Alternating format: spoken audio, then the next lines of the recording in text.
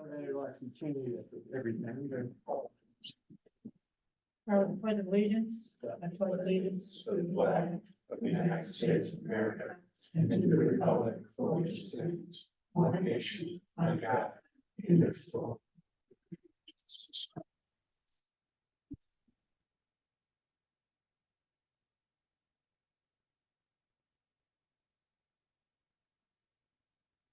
All right, so we have full attendance as well. Yes, we do. Thank you. Actually, I'm good. How are you? As well as guests that we will be hearing from later on.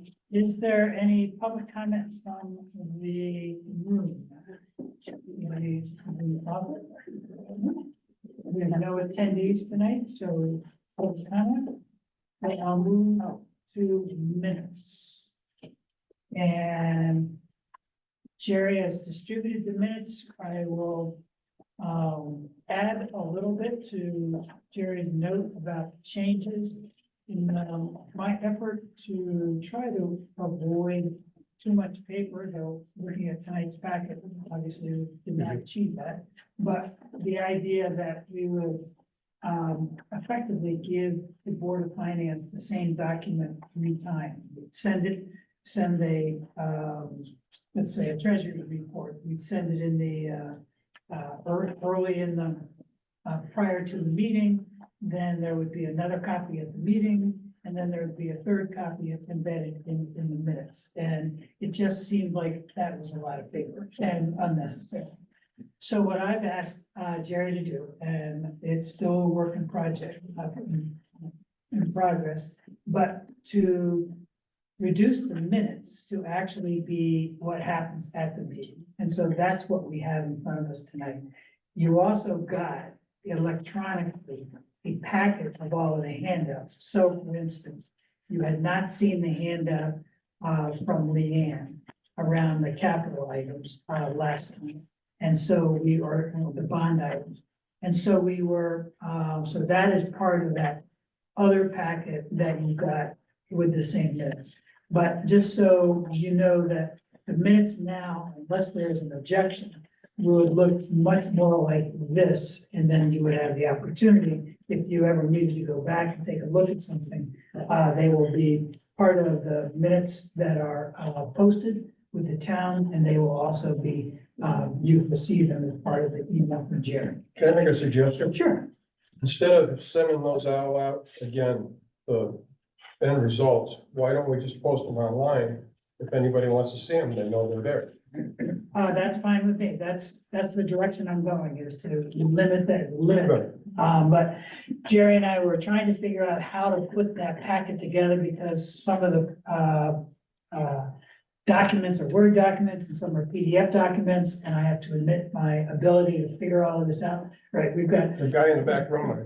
Larry and I are gonna have a conversation. I know, we talked. Right after we talk about his budget. So maybe Jerry and I are. I just think that getting that email with all those attachments again. I know, I agree. As far as, you know, We already you saw know, it. what's on my hard drive. Yeah, we are on the same page. So anyway, that's why the minutes look the way they look, and you've had a chance to review them, so I'll ask, is there a motion to approve? So moved. Is there a second? Second. Is there any comments, changes, modifications? George? I mean, just a comment or question, I guess. I mean, I thought I had indicated I would like to join both the liaison for the Board of Education and also join the Capitol. Well, not during the last meeting. No, I understand, I'm sorry, so I understand, but I think Leanne has already sent me an invitation to the capital budget, so, but anyway, but if I can have my signature, that'd be great. Thank you so much. Okay, so not changing the minutes, but you are stepping up liaison to the Board of Education as well as to the capital budget. Thank you. Great, wonderful. All right, we'll go for a vote. All in favor? I know I'm not a member of the Board of Finance, but I was in attendance at the December 5th meeting. Oh, sorry about that. It's all right. Yes, now you talk, because I saw you before.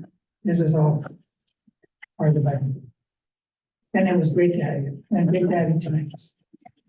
With that, all in favor, please say aye. All right. Any opposed? Thank you very much. Moving on to the treasury. Madam Treasurer? Okay, thank you. Happy New Year to everyone.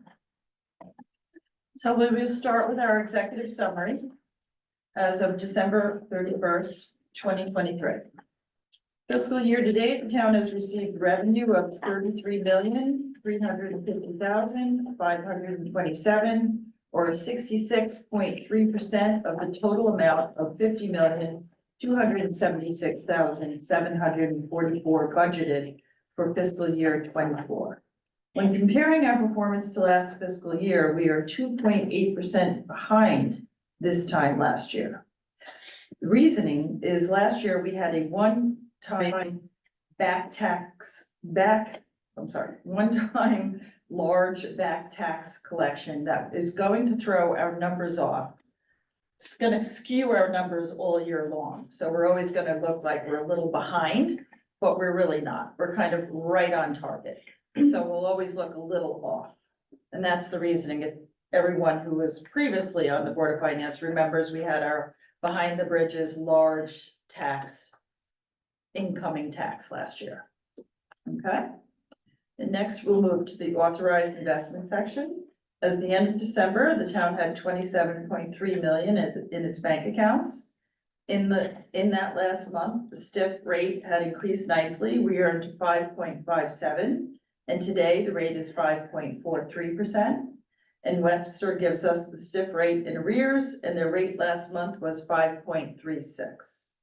Also, in mid to late December, we moved 2 million from stiff to Webster for town payables, being that we had not received enough tax revenue at that time to see us through the month. Then we'll move down to any questions at that point? Is Sure. the balance also show a reduction from this time last year because of that, $600,000 tax rebate? No, it's A balance of what? the investment balance that you have, the 27 million. Is No. that lower or higher than this time last year?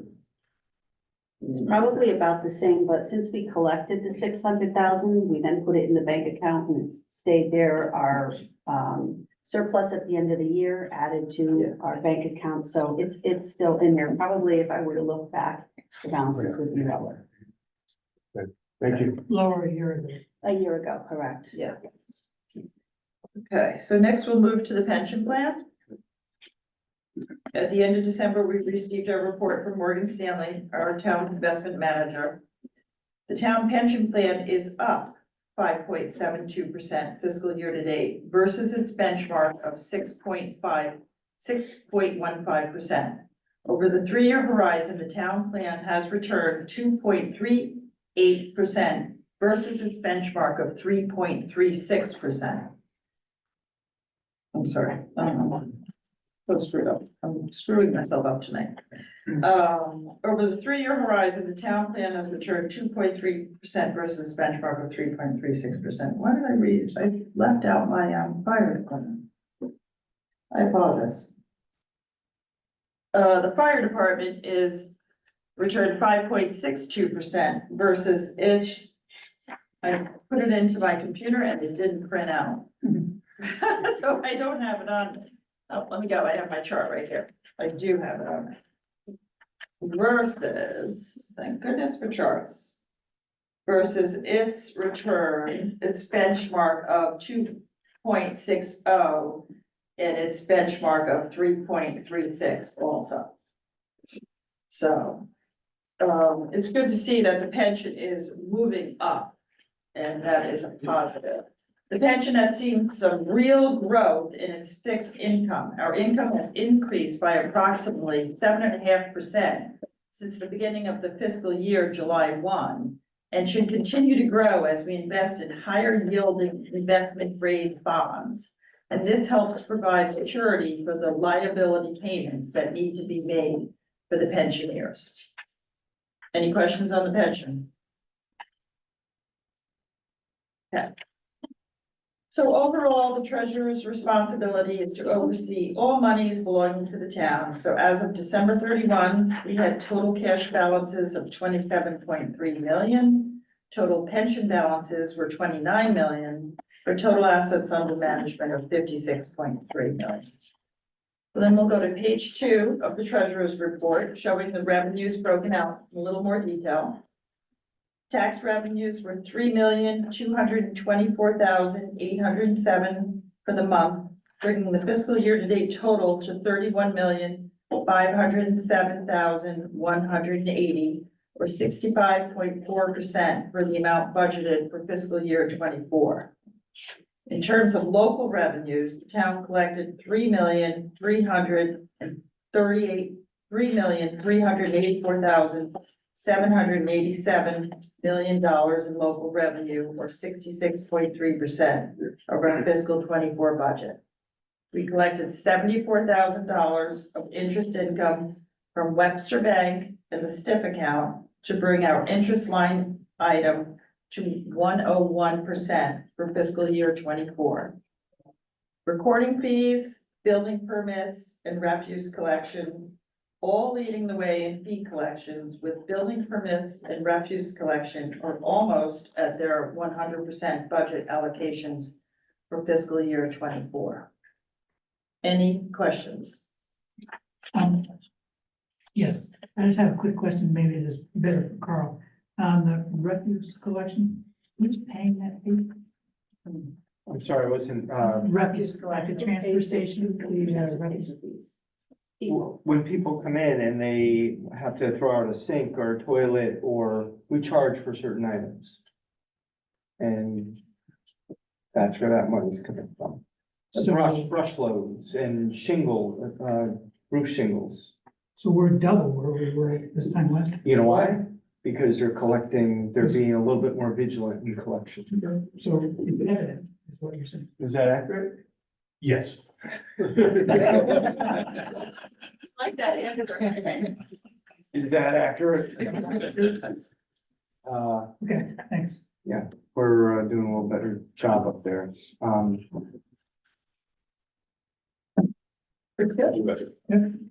Any other questions for the treasurer? That would help. Hearing none, thank you, Madam Treasurer. You're welcome, thank you.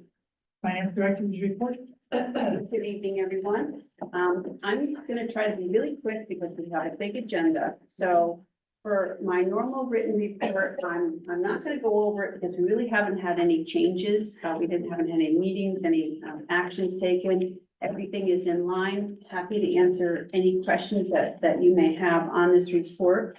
Tonight is our official kickoff of the budget season. Gonna hear from some department heads, but I just wanted to comment on two items that were sent over to you. One is the salary schedule, and for the two board members that weren't here last year, the finance department budgets all the salaries, all the benefits, and so the department heads are just gonna be presenting on their operational budget. So in this overview of the salaries, we outline what the contracts are paying for increases, what assumptions we've made if the contracts are not going to be or haven't been settled before they expire at the end of the year, which that's the police and the support union that are currently under negotiation. And also, did you want to say something? Currently, but the contracts don't expire. They do expire during this fiscal year 25. Yeah, that's. Right, for budget, they're in effect now. Yeah, They're gonna expire July 1st, which is where this budget takes over. And so we don't have to know what the increases are gonna be at this point. We make some assumptions. And also, I assume, that everything is status quo, all the positions, and we like to highlight additional hours or additional requests for personnel, and that's on the second page. We're gonna hear from economic development tonight, where they're requesting to increase the hours of the director. We also have the minimum wage, which is gonna be a thing every year because now the minimum wage is resetting through an index on January. So that will affect our park and rec and to some affect our library jobs. Also in the assessor, when we talk about the assessor budget, we added a seasonal part-time position, and we'll talk about more when we get into that budget, but we did add some this money to that position. And also the WPCA director, has retired, and that position isn't going to be filled at this point in time. And when we talk about the WPCA budget, we'll go over that a little bit more, so. Excuse me, did you Yes, say, sir. is it going to be filled? at this time, or- So it's not. Jim Pinoli, who was overseeing the program, was very good to have while systems were being installed. He even said he felt like it was a good point for him to depart, because the two phases of the program, well, the phase of the program that we've completed is very different than what might be coming. So we're in a good spot right now for, he retired, and there's just no need to fill the position right now. Right now, And if we do fill a position, it may not be that position. It could be a different position altogether, depending on whether we have a community system. You might need an operator of a plant or something, so it could be an entirely different position, should it come to pass. So who's running the WPCA now? Well, I mean, calls can come to me, certainly. There's not much staff there right now. It's literally Gracia Lewis doing collections or doing some of the Clean Water Fund transactions. Melissa Lewis is in accounting, but she helps out with that department. There's not much, not much right now. It's quiet, although it's not quiet because there's a lot of planning going on right now that is moving forward rapidly. Just say that. Okay, so this, yes, sir. Right, just a quick question on the just. Schedule, yeah. The schedule, the bottom line, last column, the $11 million, is that the total for the new budget salary for 2025? That's a total for salaries plus expenses. So, this schedule will show, like, if you're looking at it when a department comes up, if you want to see how much the employees make, if you want to see who's getting benefits, who's full-time, part-time, this is a good reference, table to look at. This is kind of a draft. It's a point in time. So as we go through this process, things might change. But that's total, salary plus benefits is 11 million. Just salaries is, 8.6 million. It's the second column. Right, so down. it's Yeah, yeah. the total for the projected one, I see. Yes. Right, and so, if I make Yeah. the question, so then, this ballpark-ish, then, I assume when you talk about the total fiscal budget, the town government fiscal budget proposal for 2025-ish is 22 million. So salary and benefits is about half of that. That's Yes, right? That's usually very typical. Thank you. Yeah. Thank you. So we can refer to this as we go through all of the department budgets as they come up. Also, I want to talk about this fiscal year 25 document that's left in your spots. This is the end result of all the department compilations. They are due to the first selectman January 15th, yesterday. So they're all in. This is everything that the departments have requested. And you can see from fiscal year 21 all the way up to the request for fiscal year 25. In certain cases, in past years, you'll have budget plus actual. And then fiscal year 24, we have up through January 12th when I pulled these numbers. So that you can look at it in some of the presentations. We kind of just have a couple of the years there, but if you want more of a history, you can come and look at this document. So this is for your information as well during the budget process. The last thing I have is, you all have at your place the,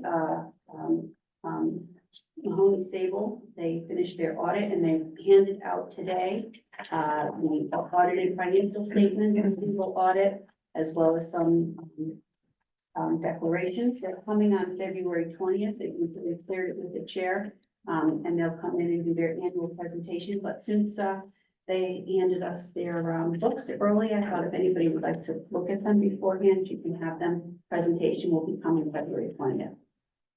For the benefit of George and Megan, not to single you out.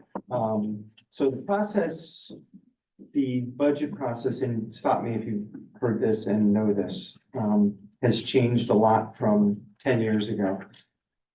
The way the process used to work, and everybody else here has heard this spiel. Used to be, we get the budget January 15th, Board of Selectmen. We would then meet with department heads. And then we would do that, and technically the Board of Finance gets the Selectmen's compiled budget on March 1. Well, you hold a public hearing, you do your due diligence, move it to an annual budget meeting to referendum. We tried this starting about 5 years ago to make this process just far more inclusive right from the get-go. We're like, why do I need to meet with my department heads through January 15th and then meet with two other folks, Matt and Scott, for a period of time? And then you guys then kind of see it for the first time in March. I mean, you can do it. We could do it that way, but this process is far more inclusive. The only part of it that is a little odd is while you're deliberating and discussing the budget over the next month and a half, bear in mind that there could be changes that you see on March 1 that the Board of Selectmen has voted on, because we're still following the charter, which says you get our budget. The Board of Finance gets the Board of Selectmen budget, March 1.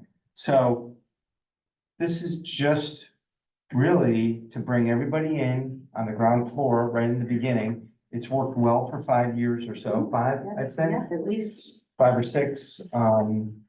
It seems to make the process a little less painful, to be honest with you. That's other than a Saturday meeting. It makes the process, I think, just far more informational for everybody at the same time, because a lot of the questions are going to be asked in a room, and your question, Megan, might lead me to ask a question, might lead Brad to ask a question. So we're all batting it about at the same time. So you may have known that, you may have heard that, but I just kind of thought, yeah. No, I was just curious, because I'm sorry I missed it, but it feels like it's early for the Board of Ed number to be final. That's not final, that's an estimate. Thank you very much. I don't know the number actually. Board of Ed It's budget, estimate. the Board of Ed budget technically doesn't come in until February 15th. Understood. Yeah, well, that's right, we might all do that for it. Yes, yeah. Yeah, Right, so which is why I'm missing, but I listened to what you were saying, and I did feel like that's a huge, that's 60% of the total budget. So Yeah. That's Yeah. very cool. Thank you. And we just estimate that until it's formal, and then during the process, then I'll put the exact number in there, that we can set the mill rate at the right time, at the right numbers. So that's all I have for my report, Mr. Chair. Are there any questions for the finance director? Hearing none, we'll move on. And we have the beginning of our various budgets to be reviewed. And the guinea pig tonight is economic development. Welcome, Jennifer. Thank you. so I want to do a little bit of an introduction. Jennifer started working with us probably 8-9 years ago, I don't even know when. Kind of doing some administrative work, but then we handed over the annual town report, the freelancing of it. Actually, that's probably how we involved you in the beginning, is editing and making our town report be the best document it could be. Jennifer certainly did that, helped us a lot on that. And due to her just ability to handle a lot of stuff, the role just kept growing and growing and growing. And when Susan Beckman left economic development, Jennifer applied. I pick anybody who's come into contact with Jennifer and the role she's done at economic development over the last year or so or more, will agree that and this is no disrespect or comment on anybody else, but has really grown the deliverables of the Economic Development Commission significantly. She goes about her work differently than anybody else has in that department in the past. And as a result, I believe, and I think we're seeing it town-wide, the town is getting a lot more bang for the buck in that department. It's a one-person department. And it's always been a one-person department. But we are doing things in this town. I think we're punching above our weight in many ways. Just from a communications point of view, from a town-wide, just the way people see Old Saybrook and the way Old Saybrookиans see Old Saybrook. I think we're doing a really great job, and I think a lot of that is due to Jennifer taking over the departments. With that, I'll shut up. Thank you. And you have several members of your Yeah, commission here tonight. yep. The chairman. Chair Dave Pendrias and Erica Consenza from Orange Workers, so, People who haven't met you, they like, so. yes. So, as Carl said, I'm Jennifer Donahue. I'm the Director of Economic Development and Communications for the town. I have been in this role a little over a year and a half, but working with the town, starting out as a freelancer, believe it or not, freelance proofreader, when my kids were little years ago. And so here I am, somehow here. But I'm gonna put up the presentation on the screen here, I think. There we go. And I know you've all had an opportunity to see this in advance, so, you know, I know I'm only your first of several presentations tonight. I don't want you to be here forever. So I'm gonna kind of quickly go over some of the things and add a little context, I hope. And then, of course, if you have any questions or you want clarification on anything, you know, I'd be happy to answer that. So, there we go. So that's just a basic agenda where we're going here. You know, as you know, it's Board of Finance, so we want to start with the numbers. You'll see we are up in a couple areas because of our requests. And it's due to two major things. One, an ask for a few extra hours in the department head salary, and then also an incremental increase in what we are now calling our marketing development budget. It was previously called advertising, and we decided that that really wasn't accurately describing what that money was being used for.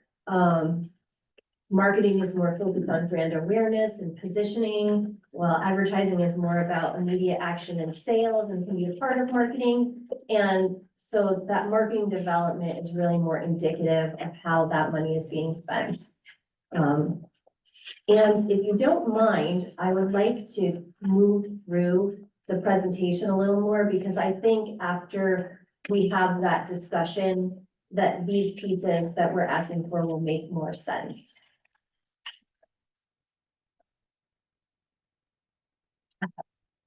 So, this is just a list of some of our major accomplishments for the year. It was picked not just because, you know, we're proud of these things, but they really fit into, I think, where we look at as the main drivers for our department. First of all, business development. We want to have this be an attractive place for new businesses to come. We also want to support the businesses that we have, give them the tools that they need to be successful. We also want to focus on development and redevelopment of vacant and blighted areas in town. Make sure we're always putting our best foot forward and having the best use for areas in the town. Marketing, of course, has been a primary focus lately. Not only special events, but tourism, making Old Saybrook a destination year-round, not just someplace that people think of in the summer. And also just sort of the umbrella of showing that Old Saybrook is a great place to live, work, and play, and getting that message out there, why you would want to have your business here, why would you want to move your family here? Then, of course, we are always concerned with sort of the aesthetics of things, like the welcome of the town. Do we have the correct wayfinding and signage so that people can find what they need in town? You know, our public spaces, high quality? Could we use a little public art and zhuzh things up somewhere? Our Main Street development, we all know that having a vibrant Main Street is really important to any community. And we are very lucky to have a very nice Main Street, with a lot of things going for it, and we want to continue to develop that and make it the best that it can be. And then, sorry, I was sick last week, so I might lose my voice. I'm going to just jump in here just for a second. Bullet point number 2, prepared grant applications for steep grant and Connecticut recreational trails grant. Steep grant we were awarded. It was almost a slam dunk in many ways, not to diminish it, that we would get it, but you still have to write the grant. And the chief of fire wasn't gonna do it, and I probably wasn't gonna do it. That falls on Jennifer. She's written a lot of grants for us. We don't always get the grants. So the other grant we didn't get, the recreational trails grant, we're gonna apply for it again this year. Jennifer did a follow-up meeting with the folks up there, and we're going to put in another strong application. We worked on the challenge grant. Matt and I think Bruce also know about that. A huge, huge job. We didn't get the grant, but we know why we didn't get it.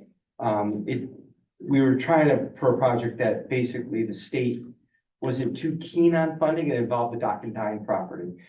But, these are all things that are time consuming. So a lot of the grants we are going to get, we're going to get more grants in the future, but we are fortunate to have someone to turn to for those time consuming applications, and they are time consuming. I would ask you at some point, if you want to read one of our grant applications. They're excellent, and they're excellent because Jennifer's writing now. And I mean that. She's an excellent writer, and there aren't too many really good writers out there. I mean, I think many of you probably know that. The Starlight Festival, we're growing it, we're making it better year after year after year. And we're already planning for next year. And the Celebrate Saybrook, Jennifer was at the heart of that. There was a committee, there were a lot of important players on that. But it doesn't happen without any one of them, and very integral part of that. And we started the planning on that immediately. Jennifer is calling those meetings, Jennifer's organizing all that. So it's a bigger role right now than it ever was. We could say we're growing government. I don't see it that way. I think we're really, it's about trying to strategically make the town better as we move forward. So go ahead. Yeah, so I mean, funding cultivation and communications are also two of the other focuses that we have. And so these particular projects, I think, really illustrate how we've accomplished some of those things this year. You know, just a little history on the Economic Development Commission. I think around 5 years ago, Matt, you might even have some insight onto this. They really started the focus on having some kind of marketing piece, and starting to really put dollars to that and laying the groundwork for where we're able to go now because of that. We worked with a small local marketing consultant, and then a conflict of interest arose with that particular group, and it seemed like after 5 years anyway, hey, it's a good time to really put this out here and say, where are we going? You know, and who is the right partner to go there with us? So that resulted in an RFP, which we got 19 responses to, as you'll see here. And we selected Miranda Creative.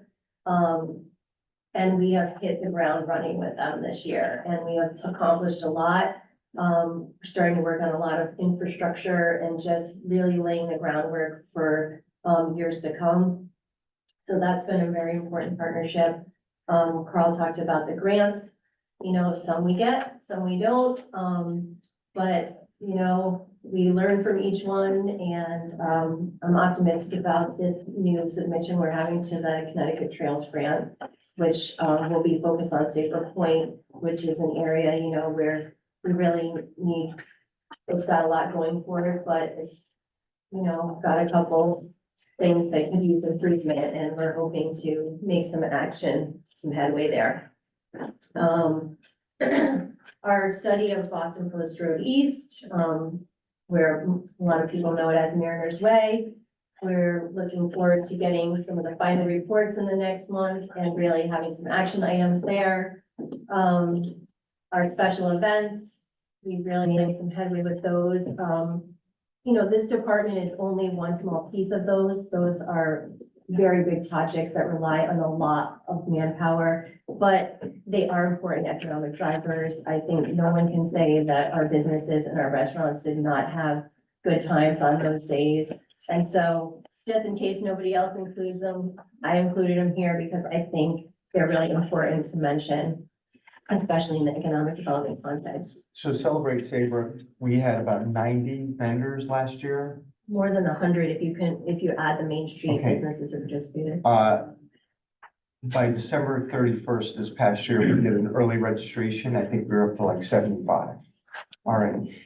Last year, we planned that in 3 months. This year, we wanted to do it over the course of a year, and we have all kinds of new ideas to make it bigger and better, so. And then just a couple of these pieces here, really, speak to the fact that we've been making efforts to, be able to reach out to our business community more frequently, and really give them the tools that they need, show them what's going on, communicate with them on a regular basis. It isn't always easy because we don't collect email addresses for people, and, electronic communications is the cheapest, easiest way to keep in contact with people. So we've really been working on improving that so that we, can have better coordination with our businesses on a regular basis. And of course, town wouldn't be a place to come without a little extra bling at the holidays. So we've been working on that, and we will continue working on that for the next couple of years. And so just moving on, I wanted to delve down a little bit deeper into a couple of the highlights, just because we did spend so much time on them, and they really speak to where we're going. I don't know if you all got to watch this promotional video. I mean, I can certainly play it if you didn't, but I won't if you've already watched it. But this was a summer video that we produced this year. And, even though we're trying to make Old Saybrook a destination year round, you want to take the low hanging fruit, which is summer. Everybody thinks of us in summer. So, let's start from our strong point, and we will, move on from there. Once we get our foot in the door with people, then we can pull them in, the rest of the year. We got a lot of leverage out of this video. We used it in a lot of different ways. This video was paid for through our regular EDC budget. We had a good chunk because we stopped our contract with our old marketing consultant before we had the new one on board. And so we were able to fund this through our regular budget, what we had left over in our marketing line item. We funded 2 other budgets, a fall video and a mini video for shopping local at the holidays through our ARPA funding, which is a good segue to the next slide Has here. everybody seen this video?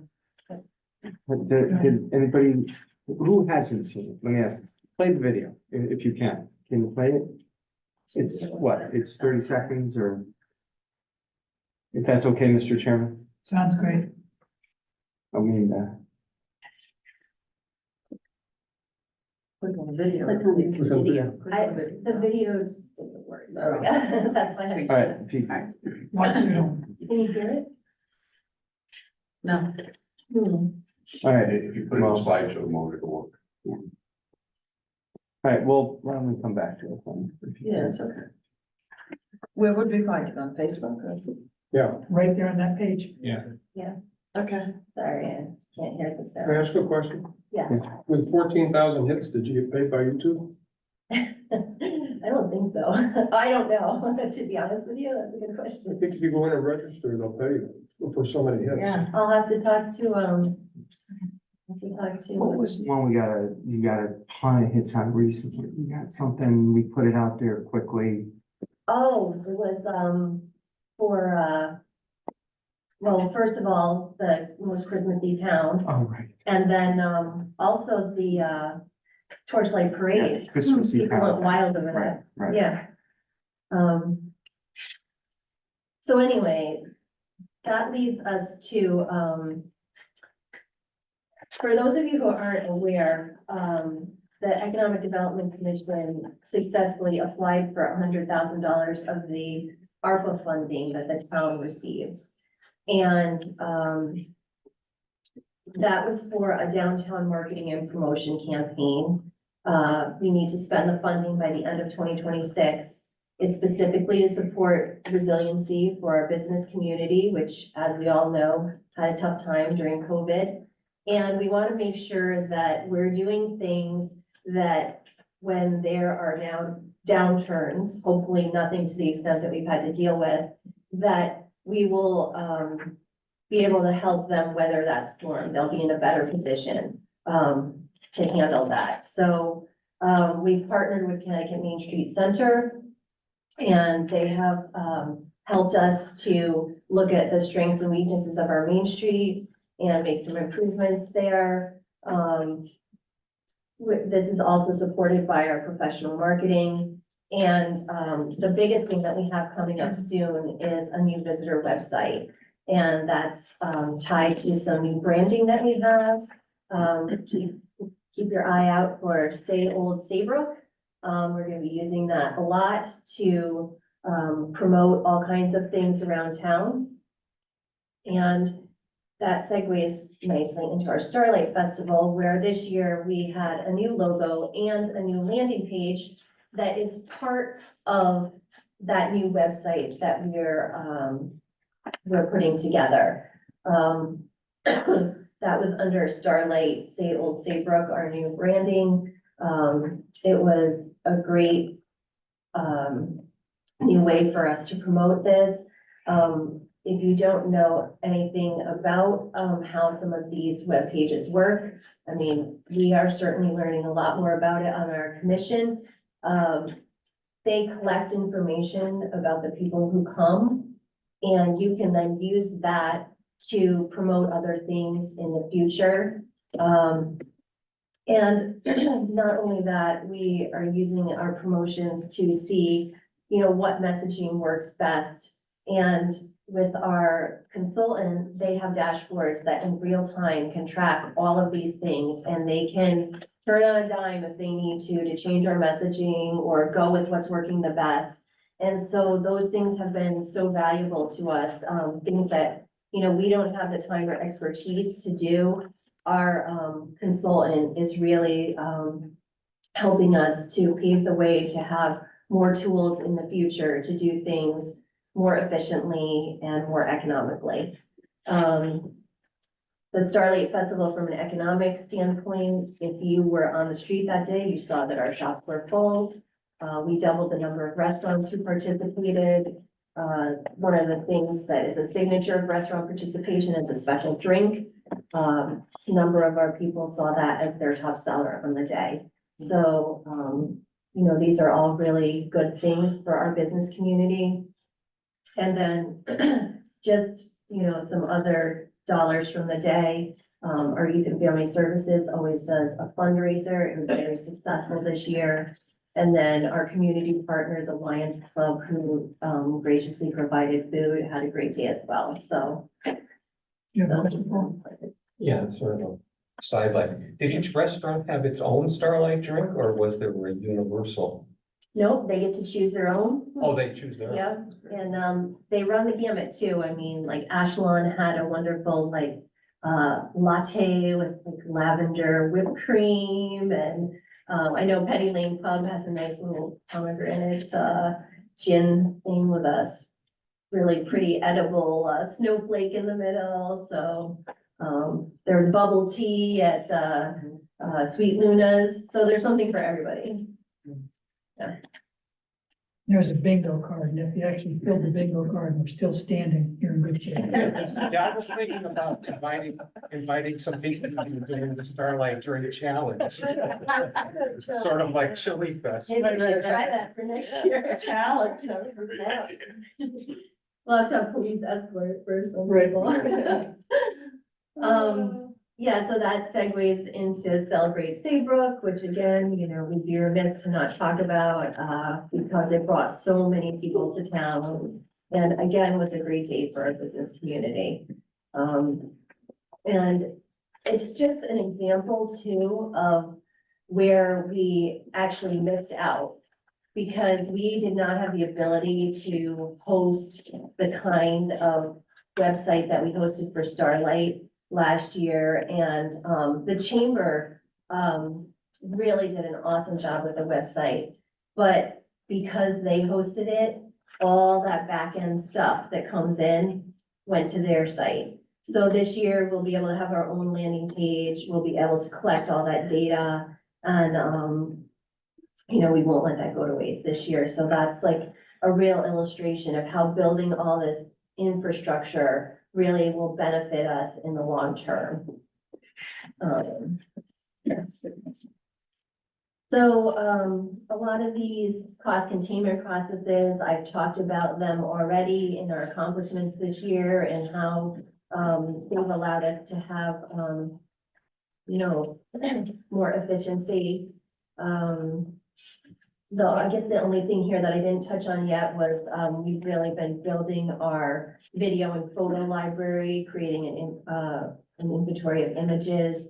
And that is going to help us produce all kinds of content moving forward. It's also something that I've told the other departments about.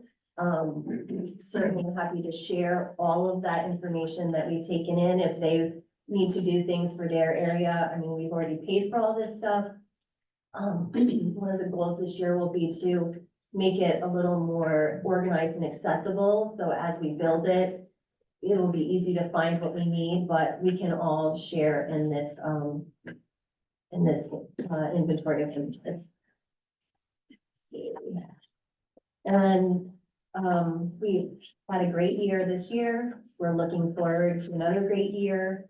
And I just included in the end here some images from our library that we've had. And then after all that, I think then we can tie it back to where we were and why we would like some of these things. First of all, to be able to accomplish everything that we've accomplished and how much this job has sort of grown, as Carl alluded to, bumping up the hours, 4 hours a week is an economical way for you to get a little more ability out of this department without triggering a full-scale benefits. So you'll get some more bang for your buck, but it's not going to break the bank. So it's an economical way to keep us moving forward with the momentum that we've had. And then as far as the marketing development budget,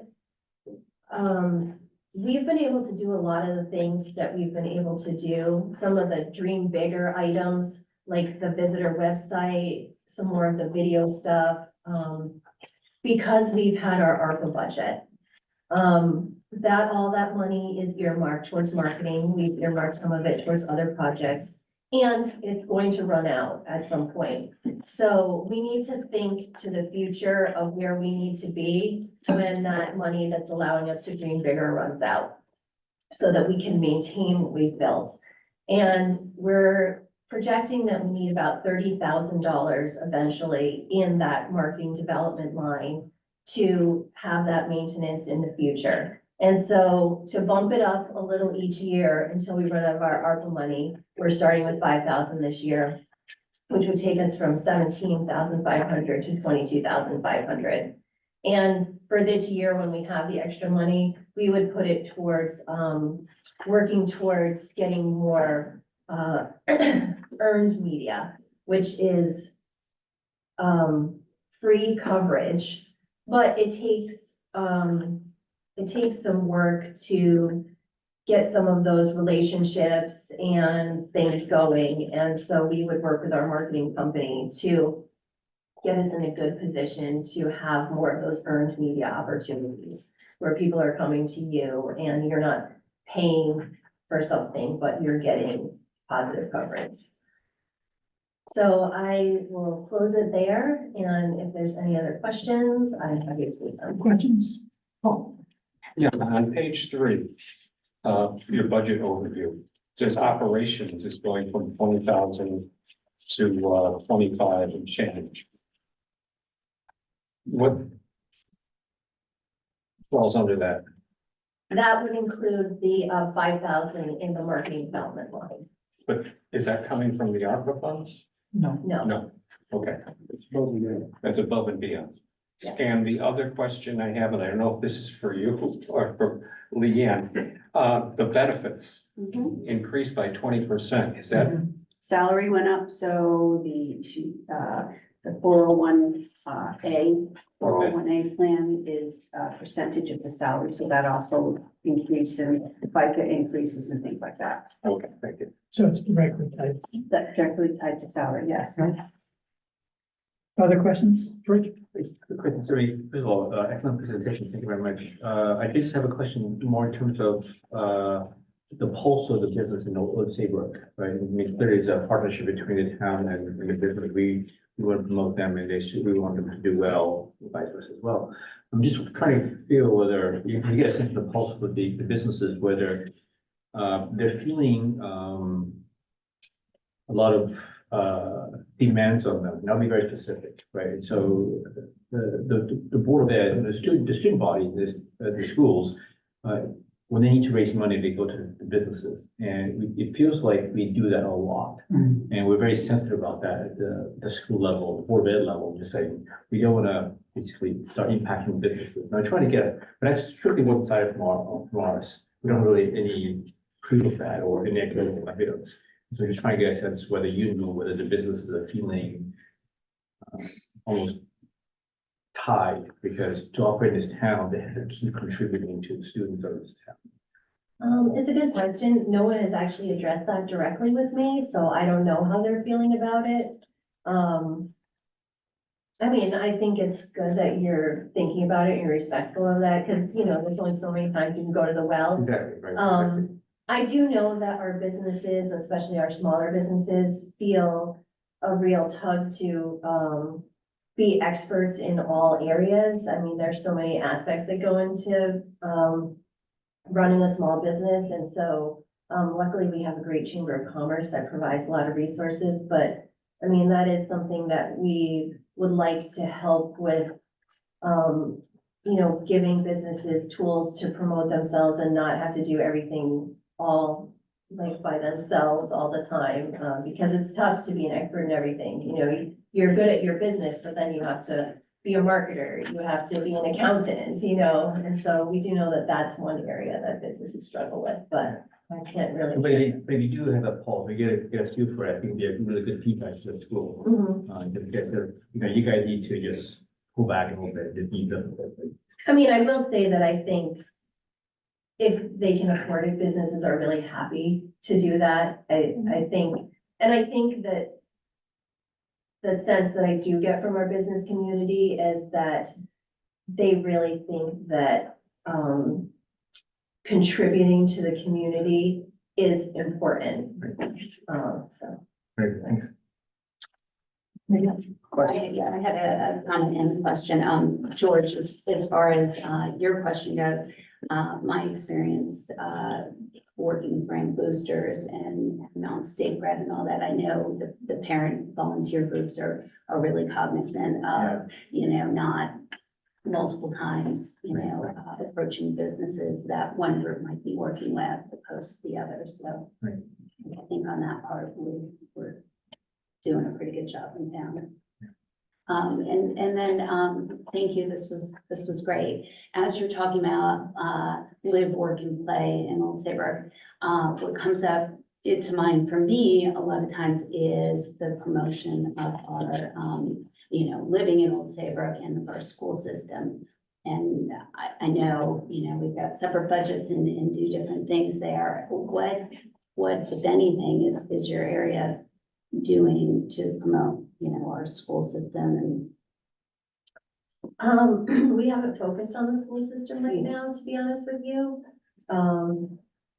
I think we would definitely want to do that in collaboration with the school system. I know that they are particular about their messaging and obviously are experts in that messaging, but I certainly would be happy to work with them if we wanted to do some kind of dual collaboration.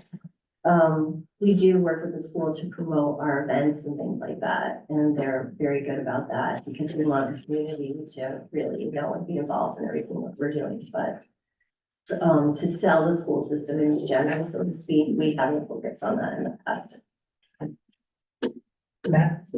Yes, I think kind of building off what Megan just asked, I'm excited to see the Say Old Saybrook kind of focused website and something I had talked about years ago with Susie Beckman and, trying to start to move in that direction. I hope it's not just focused on tourism and what businesses we have, but helping to attract new businesses here, like being a recruitment tool for businesses, but also for potential residents.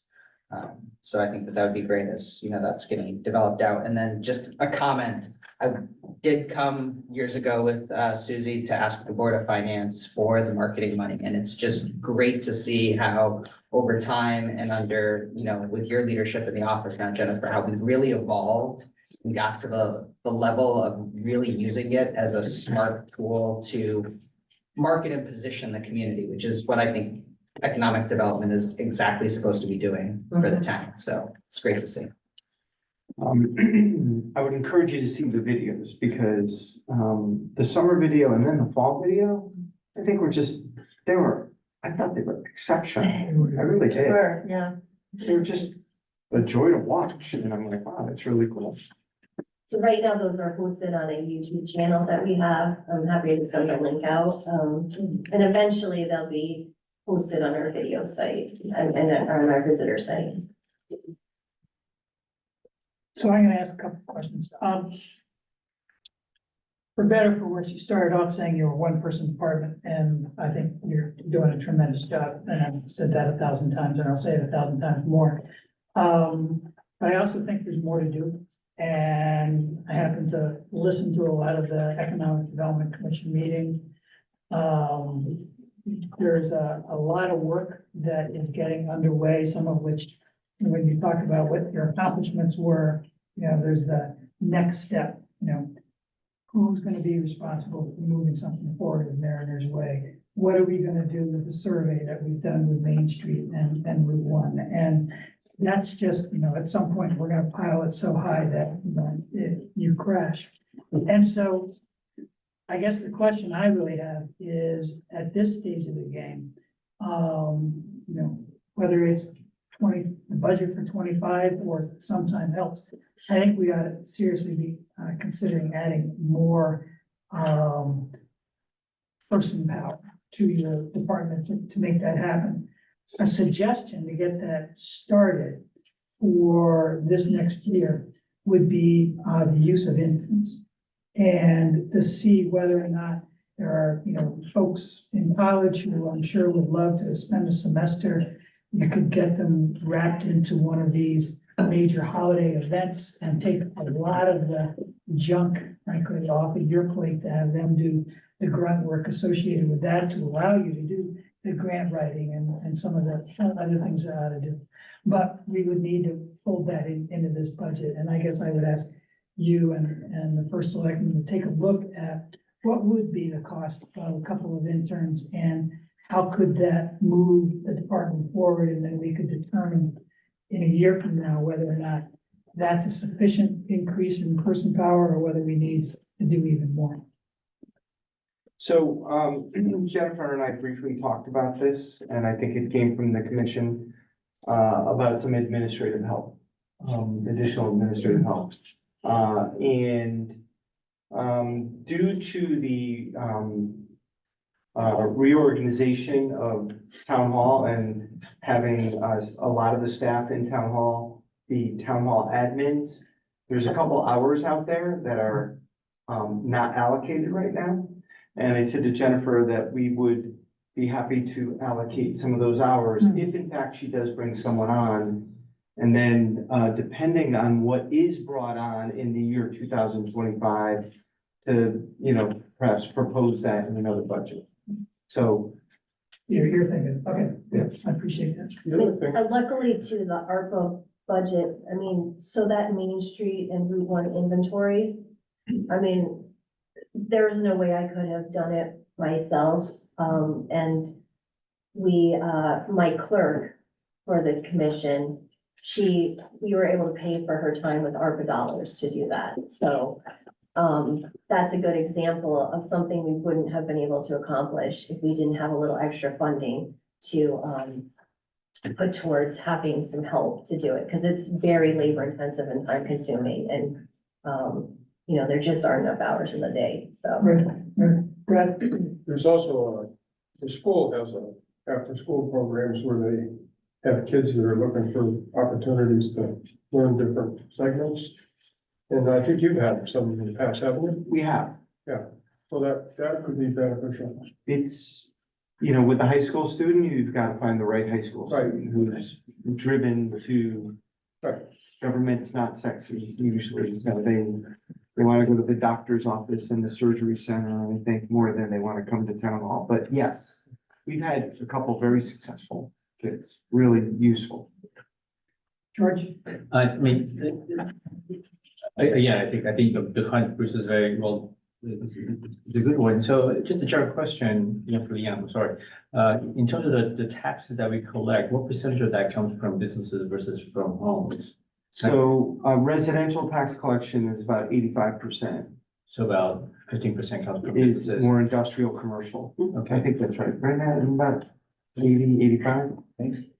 Well, actually, what did you think it was? No, I don't think have it that's off the about top of my right. head. No, but did you think it was more or less? I thought it was, that's about, yeah, I didn't think it was more than that. No, it's about 80 or 85, I think somewhere. that's correct. we close that. So, I mean, so 15%, our total budget is about 50 million. So we bring, so commercial is bringing about 7.5 million.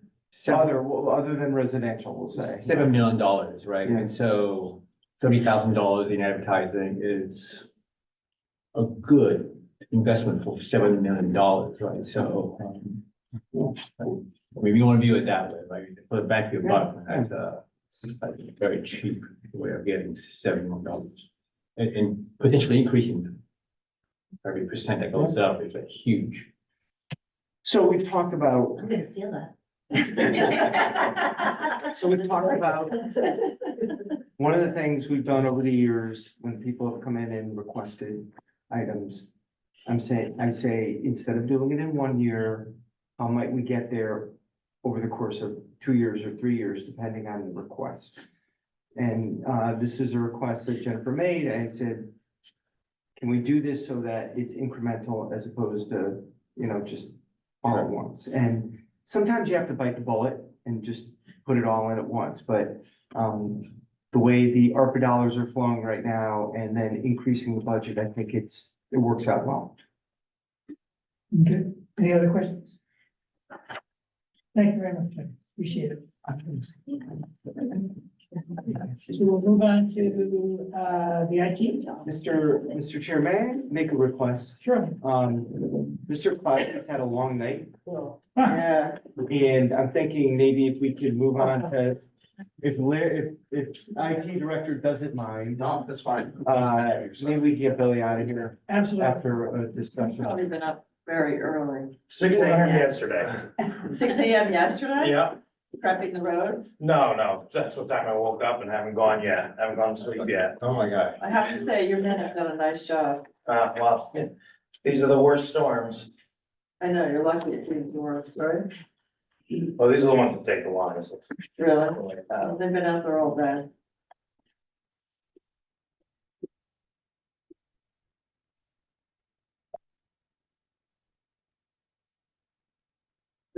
So stuck. I asked Bill if he wanted to take a pass on tonight, but he said, nope, he'll be there. We'll ask them at the end of the meeting. That too. We'll work on the assumptions that we saw all the material, that we don't need to go through every point on every slide, but if there's highlights that you want to make in order for us to better understand what's going on, that's wonderful, and I'm sure there's some questions. Perfect. All right.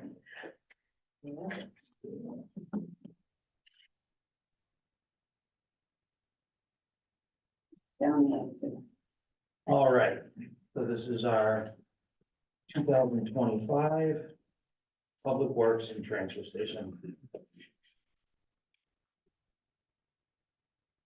All right, the Department of Public Works, 9 members, director, crew chief, 1 maintainer 3, 6 maintainer 2s. That's pretty much all stayed the same. There has been some changes on where a couple of our employees are placed. The transfer station is a 5-member team. There's 1 full-time employee up there, maintainer 3, and 3 part-time operators and 1 attendant. Nothing's changed there. Can I ask a question? Yes. What's the difference between an operator and an attendant? An operator is someone that can drive the roll-off and run equipment. An attendant is someone there that manages the front, charges, watches what's being done from the garden to the recycle.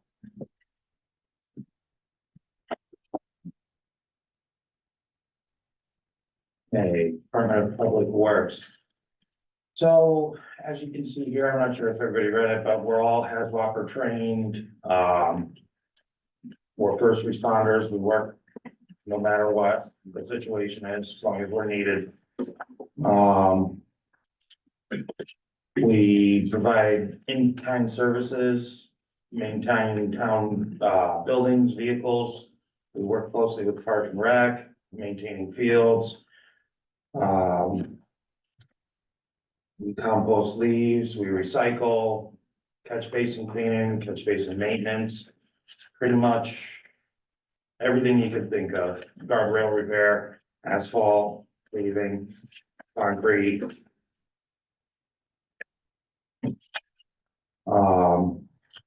You know, a lot of times, during our normal day, we'll have something planned, but we always have something coming in, stop signs, tree limb down, pothole, there's always something. I will tell you that the Director of Public Works either makes the first selectman look really good or really bad, and that's been true for 12 years. I'm either getting calls saying, my God, thank you so much, and it's to me, of course, you know, and whenever I get those, I always forward them on, and, go ahead, Bill. It's that branch down, it's that, you know, whatever it is that people, residents get upset about, and the catch basin that needs a quick fix or Yep. a fix, and Okay, so, let's see here. The highway and street paving budget was increased to 25,000. Vehicle and equipment is up 7,500.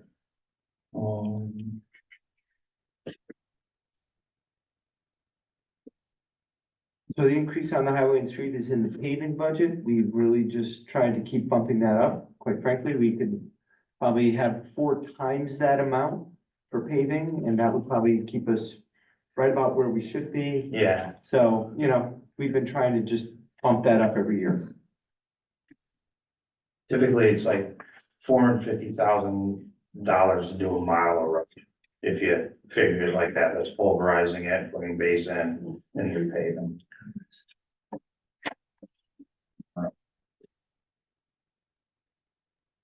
So salaries increased 3%. No changes in staff, benefits decreased, people waiving the medical insurance, operations increased 45K, obviously, 25 of it. And 20,000 of it was for different items due to inflation. All right, the transfer station. So total DPW, total budget, 35,000 total on 2 million.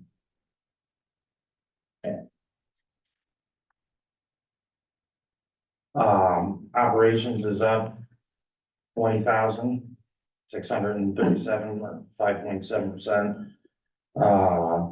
Disposals up 3,000. Total transfer station is 23,637.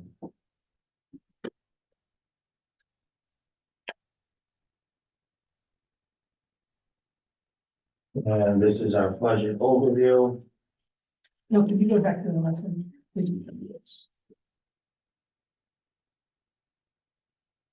So what's the increase in operations that's making the, is that just contractual salary increases?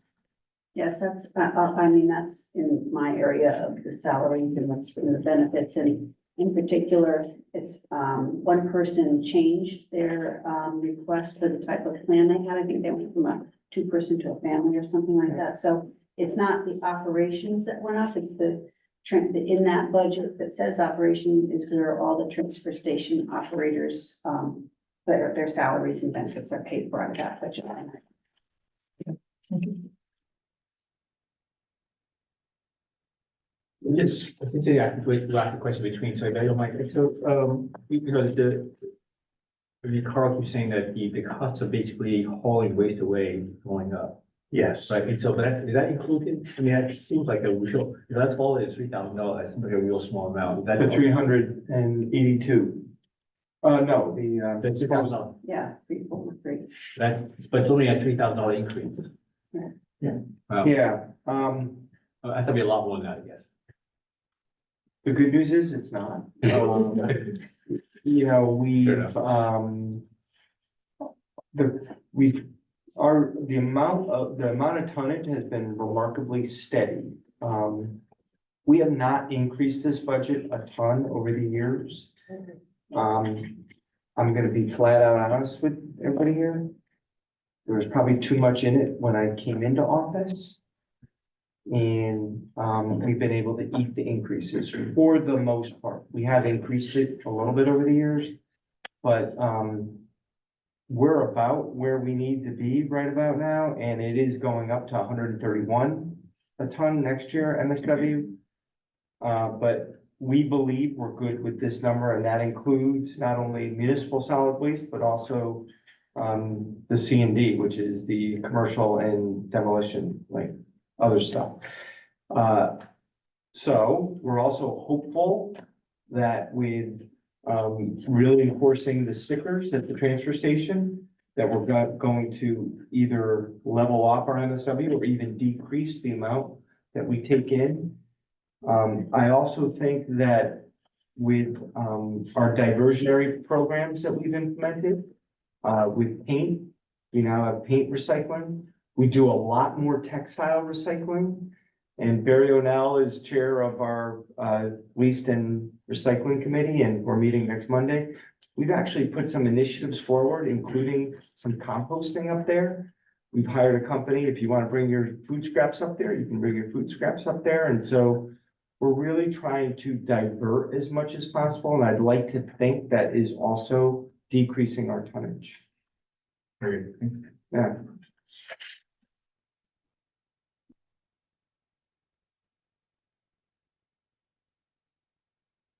So the overview on the budget, the department budget is 23,600. Benefits are up to healthcare plan and 1 person to a 2-person.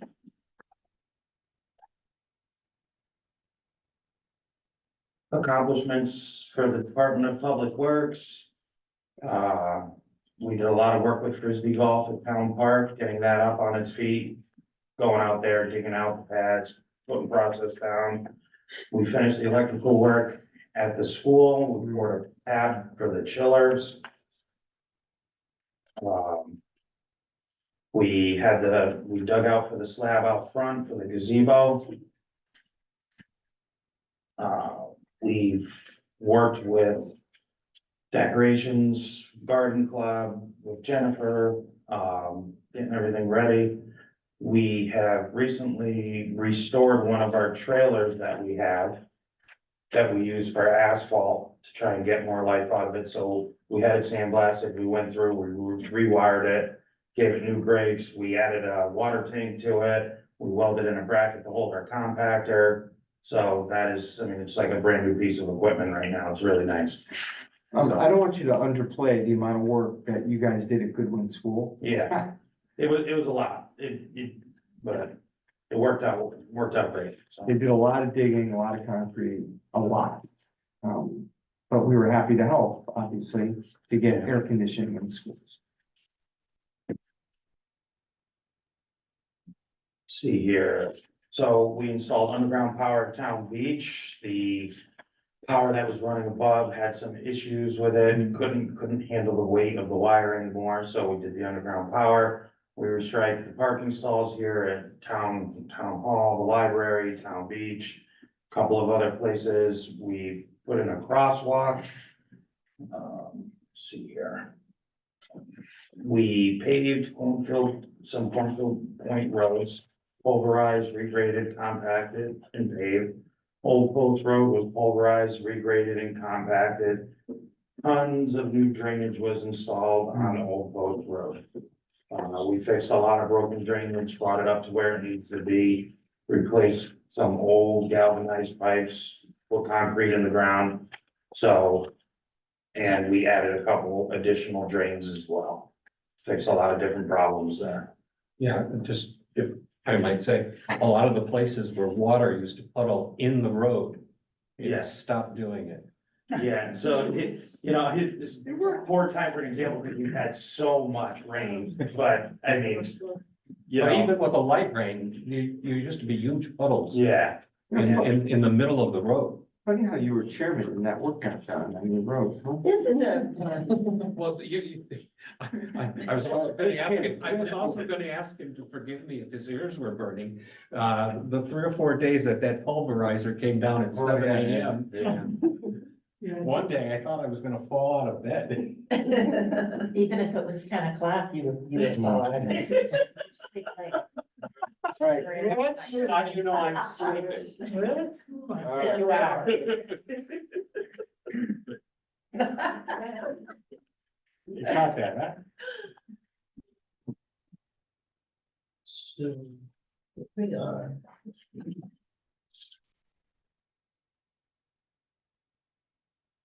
Okay, and accomplishments for the transfer station.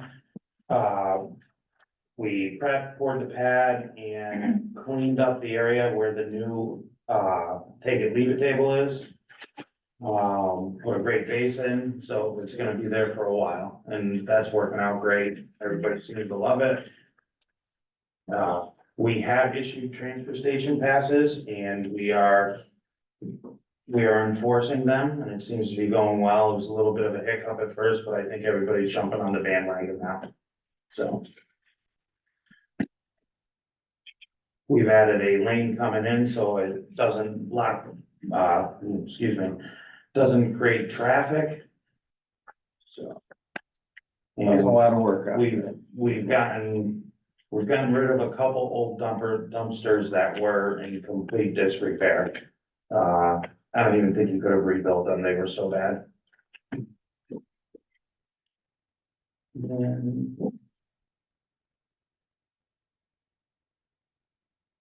Okay, goals for 2025. Create a 5-year paving plan.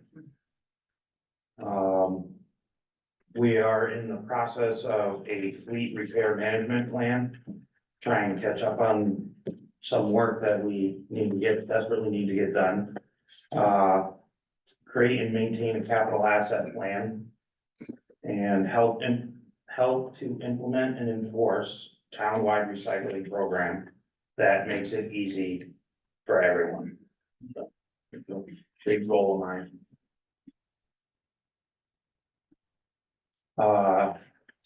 We have 2 capital requests. Let's see here, one is, we are looking for 2 dump trucks with all-season bodies. They'd be replacing 30-year-old trucks. I can tell you one of those trucks just cost us some money the other day. Broke down once today in the storm. It's just one of those things is where it's gonna start nickel and diming us. And we are looking for a John Deere, track loader, skid steer. There's tons of great uses for it. You know, I can tell you, we've spent, you know, $20,000 this year that this machine could have done just this year. And we typically spend that amount every year. So if we were to own this machine, we could wipe that off the. What are some of Could you the, hire private contractors? Yes, what are some of the various uses for that? so grading parking lots is a big one. Mowing, Founder's Park is another big one we hire out for. Roadside mowing, so we own a roadside mower and it takes a lot of time, you know, going over guardrails and whatnot. If we had this machine, we could put a brush hog on it, do the straightaways, do the flat ground, and probably cut our time in half. Getting our roadside mowing down, and that takes a good chunk of time out of the year. I mean, there's basically a guy in that machine all summer. So, Are you, hung up on buying a John Deere versus Kubota? Or are you open-minded to get a quote from both? I am, the only thing I've ever seen with, Kubota, they seem to be harder to work on. In my opinion, you know? But I'm certainly open to it, as long as it's, you know, one of my biggest things with going through the equipment that we're looking for and asking for is not picking out oddballs, not picking out leftovers, making sure it's what we want from the get. So, I mean, this machine will do, we don't even have to buy every attachment, because you can rent the attachments right from John Deere. They'll deliver it. And you rent it and you get the work done. So, You said this has tractors, when you're talking about going down by the side of the road that was the purpose for the tracks, is more stability versus the wheels. versus the wheels. Unfortunately, the wheels are better for traveling on the road, but, you know, the track machine offers, you know, less chances of flipping over. That's the same thing with mowing Founder's Park as well. Do you have a trailer available to transport that? We have a hook truck and a trailer. Okay. Our, hook truck would be able to put that in the back on the flatbed. And then the dump trucks, are you, gonna put that out to bid? So, I mean, we certainly can, that price is a state bid price. Yeah. You don't have to there. We would use a DNS sticker. Yeah, excuse me. So, yeah, that's a whole sheet, you guys Yeah, know. before we get to. Yeah. Okay. So, Bill, are you done, or do you want to hit your last page? And ask questions as we go, that's, Well, we're right at the last page, I don't want to interrupt you, you can do your query of the conclusion, then we can jump in and have that. okay. All right. The Department of Public Works is responsible for maintaining the town's infrastructure and their waste and recycling, our waste and recycling facility. The DPW budget is up 35,000, the majority of which is contributed $25,000 increase in paving into the paving budget to 500,000. The transfer station budget is up 23,000 or 3.4%, contractual payment of salary and employee choice of benefits. Okay, questions? On the operating, we'll do the operating and then we'll go to capital, okay? So, Brett? I was asked to, ask you about the waste oil Yep. that, right now we're putting in 55-gallon drums Mhm. and we can burn it at the, main facility next Yeah. door. Yep. So would it be advantageous to us to get a larger tank or maybe a 300 to 500 gallon tank? And then I understand that that's very marketable. Usually about half price of typical oil. And, you know, like if we could save 500 gallons, that gives us $1,000 of income. So I was hoping we could look into that.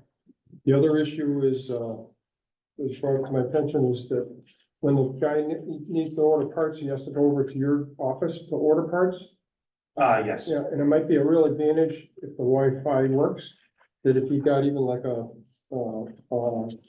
laptop, iPad or small computer. Yeah. Then he could order the parts, and also he could use that to look at diagrams, YouTube, Mhm. to learn how to, if you had a question on how to do something. Yeah, So I think that would be a real money saver rather than having to leave the garage, go over to your place and be doing it, and could just turn around and order some parts and keep going on this project. Mhm. You can buy an iPad for about $250-300. yeah, And, with the oil tank situation, I think we could create some revenue. I'm told now, and I don't know if it's accurate, you can correct me if I'm wrong, but I'm told that sometimes we give it away to different places. And that, if we can get $2 a gallon, or 500 gallons, it's $1,000. So I think we need to seriously look into that. yeah, so as far the Wi-Fi and that's for the shop, that is in the process. When the building was built, there was a lot of pipes being run back and forth, so I believe it's just a matter of finding which pipe it is going to that area, but that has been in discussion and is in the process. Now, is that, do you have Comcast over there? Yes, Yeah. So I believe you can get they'll provide a booster for that, yeah, if you're having an issue. So that's in the works, right? Yeah, we can talk about that during phase 3 tonight. Okay. so Oil, how about the oil? So the waste oil, so the waste oil has been something I've wanted to do for, we're talking 8 years now. We have a lot of things that's going to be leaving the DPW, we're gonna be putting out to auction. And I have been holding off on this because we are so cluttered with stuff. To add a 500 gallon tank in that facility is just gonna, clutter us up. And I have yet to find somebody that wants to buy waste oil. So the way I was looking at it is I was saving money by giving it away instead of having the tank pumped, because every time you have the tank pumped, I wanna say it's $1,500. And I had asked the company, I went into it with, hey, would you like to purchase this? Oh, no, we won't purchase that. But what they do is they take it back, they filter it out, get the water out of it, and they sell it. Who do they sell it to? I can't find that person. So for me to have given it away when we were at capacity, and So could you burn it yourself then? we do. So when we have a lot, that furnace is running. Yeah. Whether it's hot or cold. The problem with the 55 gallon drums is the transfer station, or excuse me, the DPW garage is located on an aquifer protection area. So each 55 gallon drum had to be put on top of a container where if the drum was to leak out, the container would hold it. Well, those are not cheap.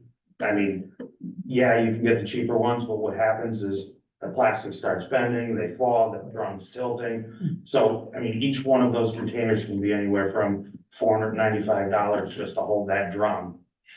So to give it away for free, it seemed like a good option to me at the time. Just until we could get rid of some stuff that had space for this. Yeah. So, because we have, floor heat in that building, so wherever we put this tank, I can't put anything in the ground to protect it. So my options are to build some type of guardrail out of mafia blocks, so I can take mafia blocks and put them in front of the tank, so if a truck backs up, they hit that. And I actually spoke with, Dave Campbell, the gentleman that comes and does the water testing, to clear off with him if that would be sufficient. So. But yes, that is on my top of my list. Eric? First of all, congratulations Oh, thank you. on officially being the director. Secondly, with you now becoming the director, are you fully staffed, or do you have to hire somebody or to sort of backfill? Or where are we with that? So currently, there is a position open for the transfer station and a position open for DPW. Is the position the crew chief? The crew chief position has been filled internally. So you're basically stacking up, so then the next one down is the one that needs to be filled. Yes, so it would be a maintainer two position that needs to be filled. Other questions? Matt? I got a question. So, Phil, going to the, I mean, we covered it during Barbara's report. It's great to see that the fee collection is up and it's going in the right direction. So it would be good, based on what we talked about at our last Board of Selectmen meeting, which is potentially looking at the fee structure. It'd be good to see the MSW and C&D fees over the last several years and see if we were gonna be doing some change to the fee structure, like model out what that does, especially as we're looking at, you know, what the increase is. It would be good to know what the potential revenue coming in would be as well. Right, so at the last Board of Selectmen meeting, the fee schedule of the transfer station, you know, for a pickup truck full of brush is $5 and asphalt is $10. And meanwhile, it costs us, you know, $500 to get rid of that. So Bill came in, Bill brought it to me a while ago. The Board of Selectmen just got around to talking about it, about raising some of these fees, not to compete with B&L or anybody else, but to raise them just a little bit so that the town isn't losing a tremendous amount of money on it. Good news is the state now, as we all know, has a mattress take-back program. They now are gonna have a tire take-back program. So the tire expense should start going away over the next few years. And Bill made it very clear to us that as a taxpayer we had someone complain the other day, got charged $5 to throw away a toilet. He said, they never charged me to throw away a toilet before. I'm like, really? You're complaining to me about, you were able to take that toilet and throw it away for $5. That's not bad, actually. So, How often do you throw away a toilet? well, No. he actually said, anyway, so, we are talking about raising the fees, which would bring in some additional revenue. And we can look at the cost per ton of MSW and C&D, and we can look at the tonnage going back several years. It'd be good to know how the diversionary programs are making a difference or not, and it ties in with your goal of recycling. And if we start looking at that in a, you know, regular way, that'd be great. It's cash or check on the back. In charge. We've moved into the model. You have one more, Matt? Yeah, one more. And I'm not sure if this is fully under Public Works, but I know that we set aside, I think it was last year's budget, we set aside money for the invasive species off budget account. Yep. And I thought the Public Works was gonna be involved to some degree in terms of operationalizing that. And so it would be great if that's true, based on your nodding head, it'd be great if in your annual goals for the next year, we can start to have a sense of what we would be doing, how we would actually operationalize using some of that fund Go to look at start, Founder's Park. yeah, going into things. I mean, there's big pieces of. Yeah, we put up plastic sandbags for founders. We brought in mulch over at the point to try and give an example of how to kill mugwort and a couple of other invasive species, so. Great, so we're already Moving we're forward. doing it? Yes. Awesome, great. Should get it to our communications person so people know that. So I have a question, It's true. I just went to the store the other day, and every plastic bottle now, like even if you buy a bottle of juice, it's a dime for recycling. I don't know, I think they started that the first of the year, but are we, would it be beneficial for us to set up some kind of a container for those dimes? So, Because it used to be just soda, and then it went to water, and now it's everything. And, It's not everything, but it's more. uh, No, it's more and it's 10 cents. yeah, so that has been something under discussion. The problem is, it is a lot of work. It is a lot of work to get that process, to bring a trailer load to a redemption center. You know, we've done this before with the Boy Scouts and whatnot, and collected cans, put them in bags, drive them to the redemption center, and it's a disaster. It's a great cause, don't get me wrong, but it takes a lot of time, and it takes a lot of manpower. We had a gentleman working at the transfer station back when this was all going on, and people would come and place their bottles and cans in this container, and he would basically spend, 4 hours out of his 6-hour days just in there organizing and bagging. so, okay, if we're looking at it environmentally though, If we were Look, looking, we're now putting in the plastic, and I'm told that this, what is it called, 4, 5, or 6 code plastic it's being shipped over to a third world country, and they're dumping it in our ocean. yeah, So, what can we do to help this situation? I mean, environmentally friendly, I would think there's be a better way. so from an environment, if we're not looking to get, money from this, I mean, we can always buy a baler, make a separate trailer, put it in the baler, crush it, bind it, and ship it off. We're not doing. But I mean, I know, we're, So I'm not sure that ends up in the Short situation where you're talking about. the short answer is the state has not made it easy to redeem, okay? And they're also seeing fraud from surrounding states that still have a 5-cent bottle fee, and now they're gonna, and this is a known fact, it happens. It happened in California. People coming from other states, bringing their 5-cent bottles and getting a 10-cent return. Yeah. Like, and it's just nuts how people think about this stuff.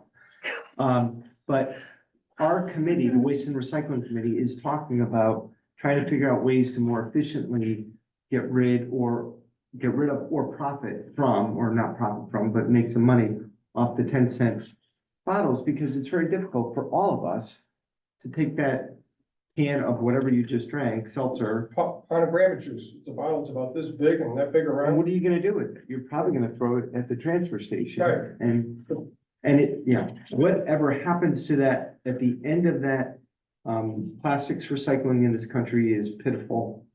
We think we're doing it, we're not, probably for the most part, we know that. But, anyway. I have a couple questions. When, using the work that you did at Goodwin School, and the project there was predominantly, not exclusively, but predominantly federally funded. Do your guys just charge the town account, or are we reimbursed from the Board of Ed for the work that you put in there? How does the money work in that situation? I can answer that. If you, I would love for you to answer. Okay. So, every July, the Board of Ed contacts me and asks, me to prepare a report called in-kind services, which includes, the work that DPW does, youth and family, the police department, and a couple of other things. And we just calculate it all out. We don't get reimbursed for it. They probably do, the auditors probably do some sort of calculation for it, but, also includes, a portion of the, auditor's fee, a portion of my salary, gets sent over to them and they do something with it. I'm not exactly sure about that part, but we don't get reimbursed for it. I know that. So the time that you guys spent on Goodwin School came right out of our budget, Yes. the town budget. We should. Which, you know what happens when it goes over the other side as well? I think it reduces their cost, right? That's what I'm thinking. Yeah. I mean, it would just be ultimately, but hopefully on, I think we have scheduled for February 6th. At 7:30, we have the board of it, so you can also ask them at that point. And in general, you use this as an example relative to the work, but I know as part of what you were saying earlier, you did a number of, services with the Board of Ed. Would just give me a kind of a sense of other activities that, your department does that are for the Board of Ed, projects.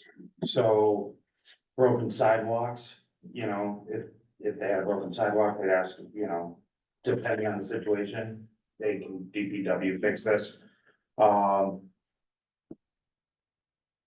Asphalt pothole repair. The electrical work was a substantial project from them.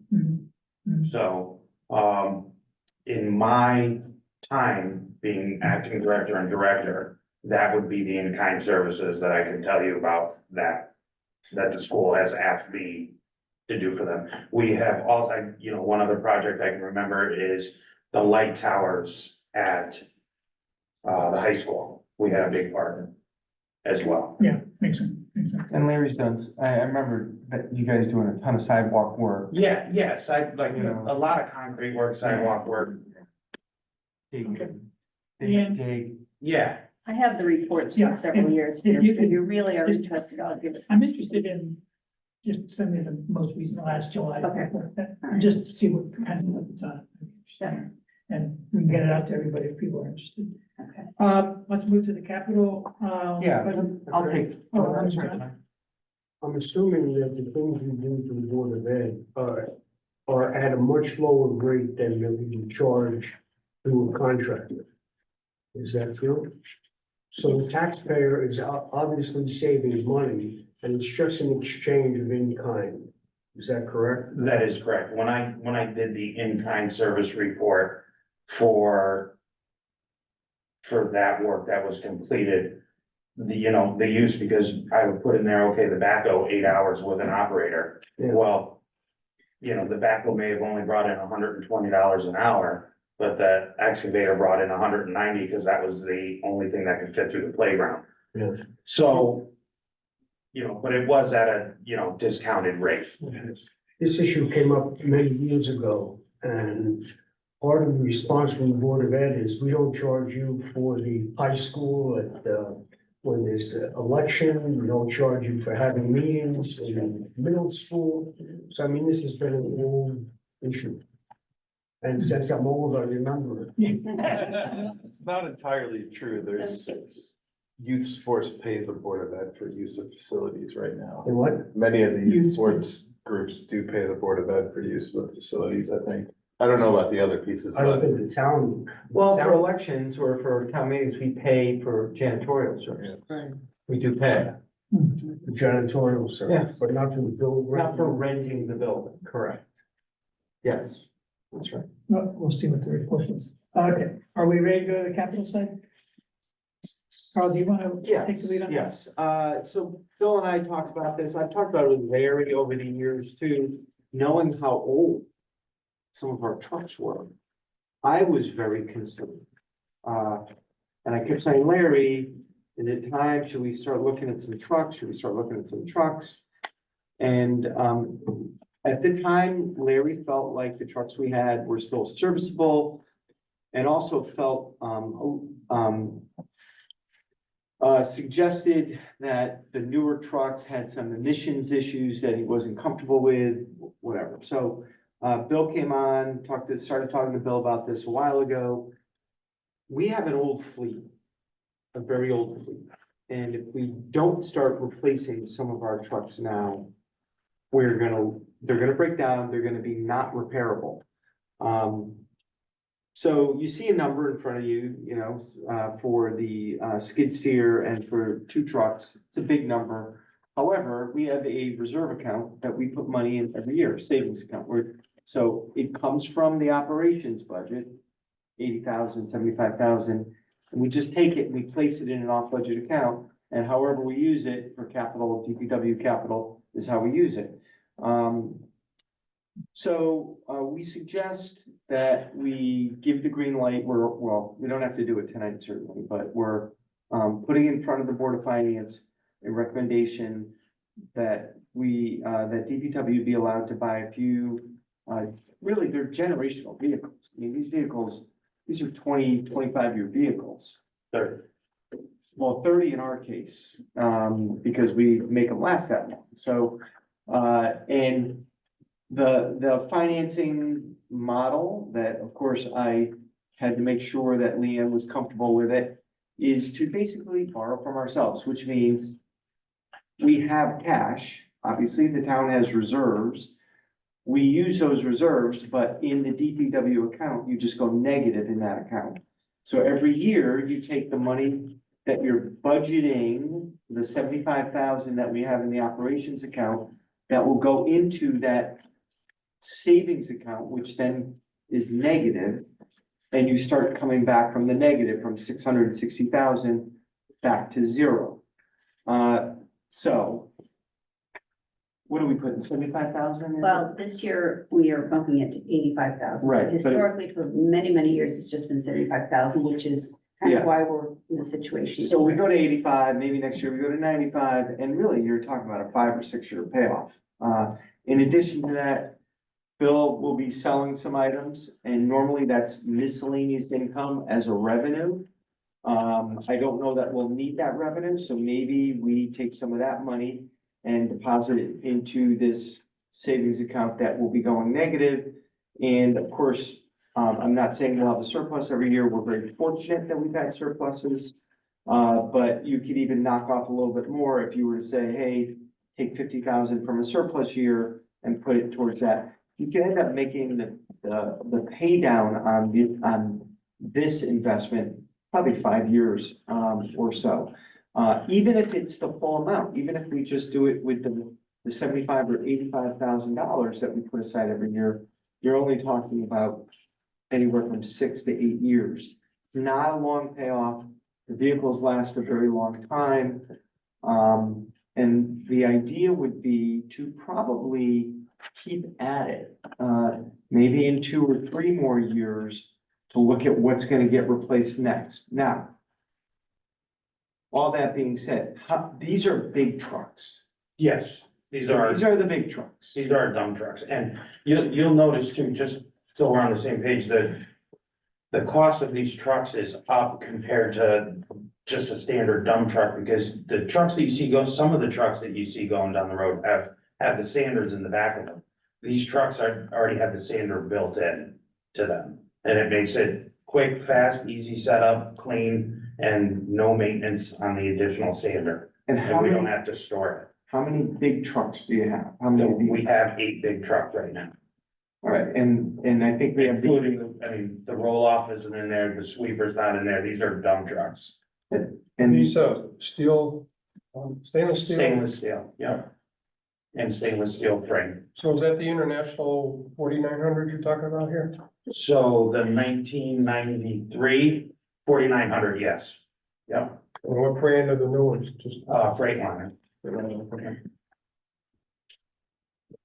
so something to think about, and the idea is to put it in front of you now, hoping for action, because it's really not, tied to the budget necessarily. You're already putting money into this account.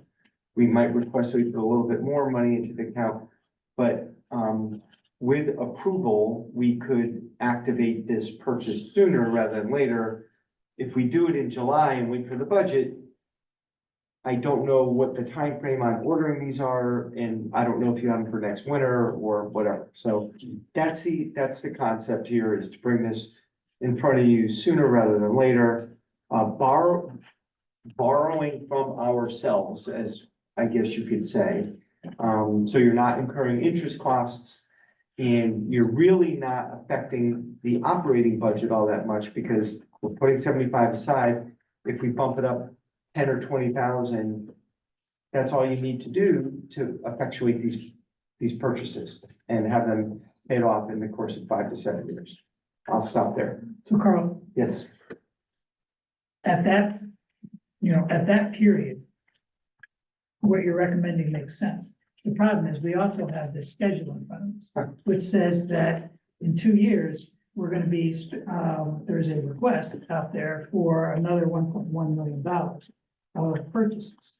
And so, yes, we could probably get the 661 paid off in 60 years, but now we have another 1 million. So I'm not sure you would want to use that same system along the way. So it's, again, this isn't, I don't think we're gonna vote on this tonight. I don't think we need to think about it. But we may want to think about timing for purchases that are gonna meet the kind of schedule you're talking about. Better to know what's coming down the pike than to not be thinking about it at all, and that's, Yeah, the capital planning plan, the plan to see what's going on, and that doesn't mean they have to be replaced in that year, that's just when their useful life is over, and if we know it's coming up, we can see what our options are at that time. Okay, all right. So Well, I think it's really- important to understand what the rest of this chart means. Right, so it is to see what's coming down the pike and to not be surprised by a request like this, really. To be planning for it, make sure that we have the money, or how are we gonna handle it? if something happens. Bill, do you have any idea what, you said you're gonna sell some stuff, what, So fingers crossed, our new sweeper will be here next month. So we'll be able to sell the old sweeper. If we were to get these two new trucks, we would sell these trucks as well. We have dumpsters some dumpsters can be rebuilt. We're gonna put them out there, see if somebody wants to pay for them, because at the end of the day, it's really not a huge scrap value for these. I mean, I think we could get more for, a big contractor to come in that has a welder on site and put new panels. We have some building materials that have been left over from jobs that, substantially could bring in a decent amount of money. We have a voted tractor as well that it's ready to go. So we Is that do the have, one, excuse me, is that the one that was used for, the sewer project? I'm sorry, what's Is that? that the one that was used for the sewer project? Sewer project? Yeah. the VPC? Oh, no, that's the excavator. This is the tractor. I think it used to plow the lakes when they were frozen, We've got a couple of attachments for it, but we're also talking 1976, I think it was. What's a frozen lake? Yeah. Well, for excavators, I'm kidding. Oh. Well, I mean, seems like nothing. Well, Yes, I won't hold you to it, but, do you think you could keep these two dump trucks going for, until we come to a decision? Oh. Well, I mean, it depends on how long your decision is. If your decision, Five years. is, you know what I mean? Because that's gonna cost, that some of it is gonna be substantial amounts of money. And I would say to you, I don't think it's worth putting it into it. Just one last one. Yep, If you were to sell these vehicles, yep. when you're done with them, what does a vehicle of this age and this condition go for? So trucks like this right now are actually reeling in some decent money. My hope for these vehicles would be anywhere from $10,000 to $20,000. I'm hoping for that. They're gonna probably ship them overseas. I mean, and just both of these trucks that we're talking about here, we have replaced the bodies on, and they're starting to deteriorate again. So, I mean, and if we were to sand with one of these dump trucks again, I'd have to buy a new sander, because the sander's on its way out that goes in the back of it. It's just rotten. Okay, thank you. other questions? George? And so I wasn't quite sure whether you were gonna be addressing point number 2 on your memo, in terms of basically funding this, you have proposed a funding, pattern of 10,000 a year, you increased to 200,000. Just a quick math, the cumulative sum of basically going from 1 to 10 is 55, right? So in 10 years, we're gonna be funding in about $550,000. The capital plan that, Bill has proposed is about $2 million in the next 20 years. You're not gonna hit that funding process, and we're not even including the other equipment. I don't know if my equipment, whatever all these payloaders or all these other sheets. And so, I think it's coming back to Bruce's question. We're, and 2 years from now, you're already funding, you're proposing replacing the truck that's 19 years old now. So the replacement cost, probably when you have to budget is around a 20-year plan. If you scale it up, it'd be great. But I think I agree with what Bruce is saying. I think it's worth looking into a long-term plan for this. Which essentially at this point is 2 million, and then essentially these 2 trucks that you're going to buy now, by the time this is probably done in 2040, those come back up again already. Yeah. Hard to project out, but, so if you were to, if we, as a Board of Selectmen, Board of Finance, were to start increasing the amount of money we put into this account, even by 10 grand a year, and possibly use some other sources of funding, including sales of what Bill is talking about. And even now and then, if you threw a little surplus funding in there, like to knock off the cost, I actually think it's a pretty sustainable, stream of funding to pay, when you start talking about $2 million. If we get this fund up $50,000 over the next 5 years, from 75 to 125, it's a sustainable funding mechanism for these purchases. If they're, you know, it's not unusual, and I'm not telling you anything you don't know, George. When you're buying to bond for these items, because they're generational, right? A lot of towns will bond fire trucks. We've paid for them in a different way. We could bond for them. Interest rates are a little bit higher right now. And we could probably knock off the first 3 or 4 years of purchasing by doing that and bond $1 to $1.5 million. I think working collectively, I think the Board of Selectmen and Board of Finance could probably come up by increasing the amount we put into the capital account that we're talking about, 75,000, by using a little bit of surplus funding every year. And as Bill said, selling some equipment, my guess is, it sounds like you're looking at 50 to 75, maybe, maybe to 6 figures. That's a significant amount of money when you start talking about a $660,000 purchase. I'm not quibbling with you over, I see what both of you are saying. I do think there's ways of getting there. And whether it's a 10-year payment plan or 15, when you start getting into the other purchases, that's okay. That's okay. That's okay to have that kind of a funding stream, because we're not looking to pay them off in 3 years. We probably shouldn't. It's probably not fair to today's taxpayers that we pay them off too quickly. Right. I just think what we need to do is just overlay a revenue schedule on top of the schedule. Yeah, it's fine. Well, Yeah. Just, are we going to include some of these increased funding mechanisms in the budget for Yeah, next year? the idea would be to add 10,000 this year to that 75. 2025, yeah. Yeah, yes. In the 25 budget. Yes, the Yes. one that we'll be meeting continuously. yes, the one that For the we're next- discussing as we speak. Yeah. Ad nauseam. Any other questions on the capital budget or Carl's mental? I just have one question back to your in-kind services. When you run that report, does that include parks and rec facilities, or is that sort of under your purview as well and is not on that report? The Park and field. Rec is on the report as their own in-kind services To the board of to Ed. the Board of Ed, yeah.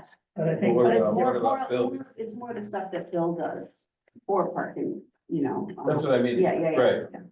So if you like cutting all the field maintenance and all of that. So that would not be on the in-kind report. Okay. They have for Park and Rec, they would have joint things, programs that they have with the schools would be more like what they would have on there. Didn't Parks and Rec have their own maintenance staff? Here or no? Well, they have, so Park and Recs has 2 park maintainers. Right. Or maintainer 2s. Okay. That do the mowing. Okay. Maintaining the garbages, bathrooms, the parks. right, Grab my question. while you're thinking of your questions,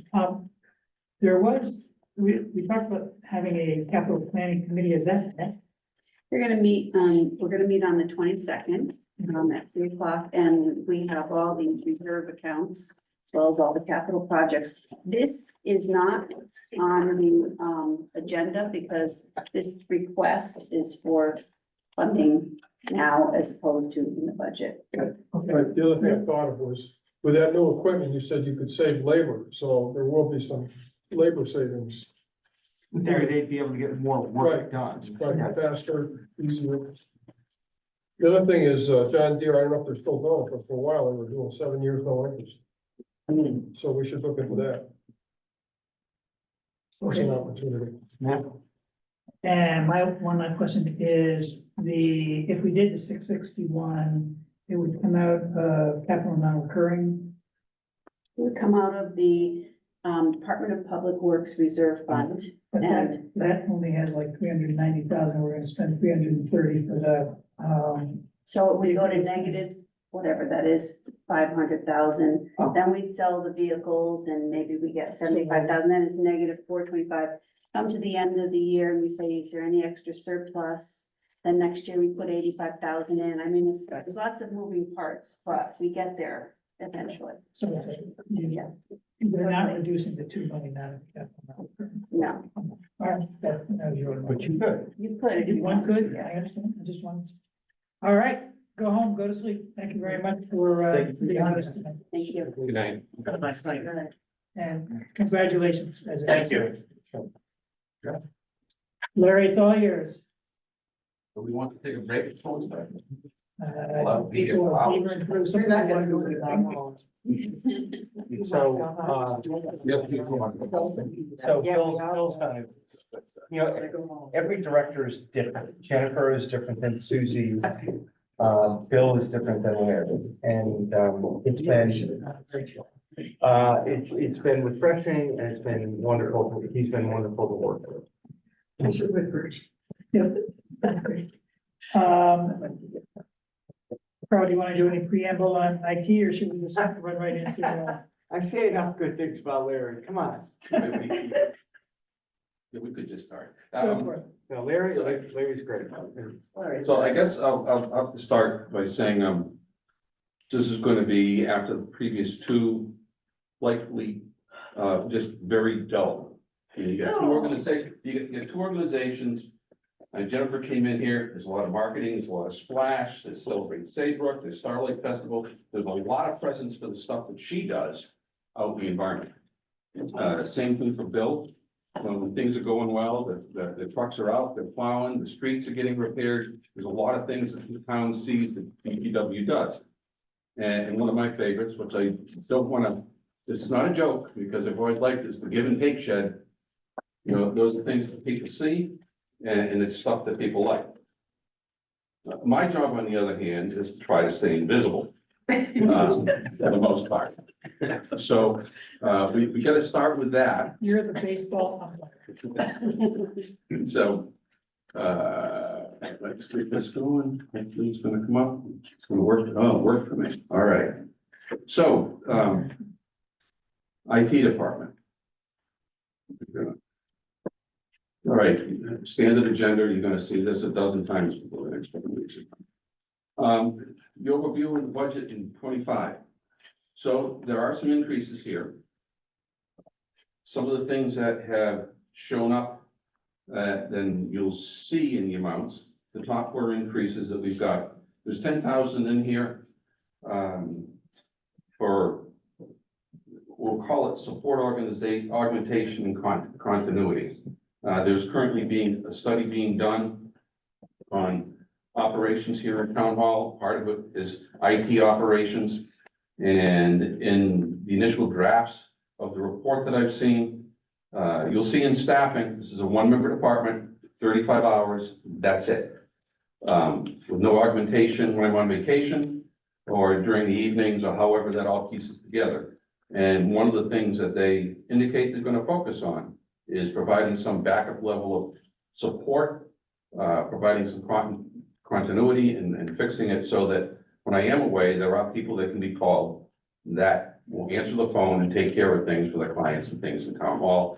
And in particular, if there's an emergency situation, so they can come right to it and deal with it. So the initial foray to this that was recommended by management was to put the $10,000 in here to start developing a relationship with a partner and start working towards getting into the position we'll be able to do that.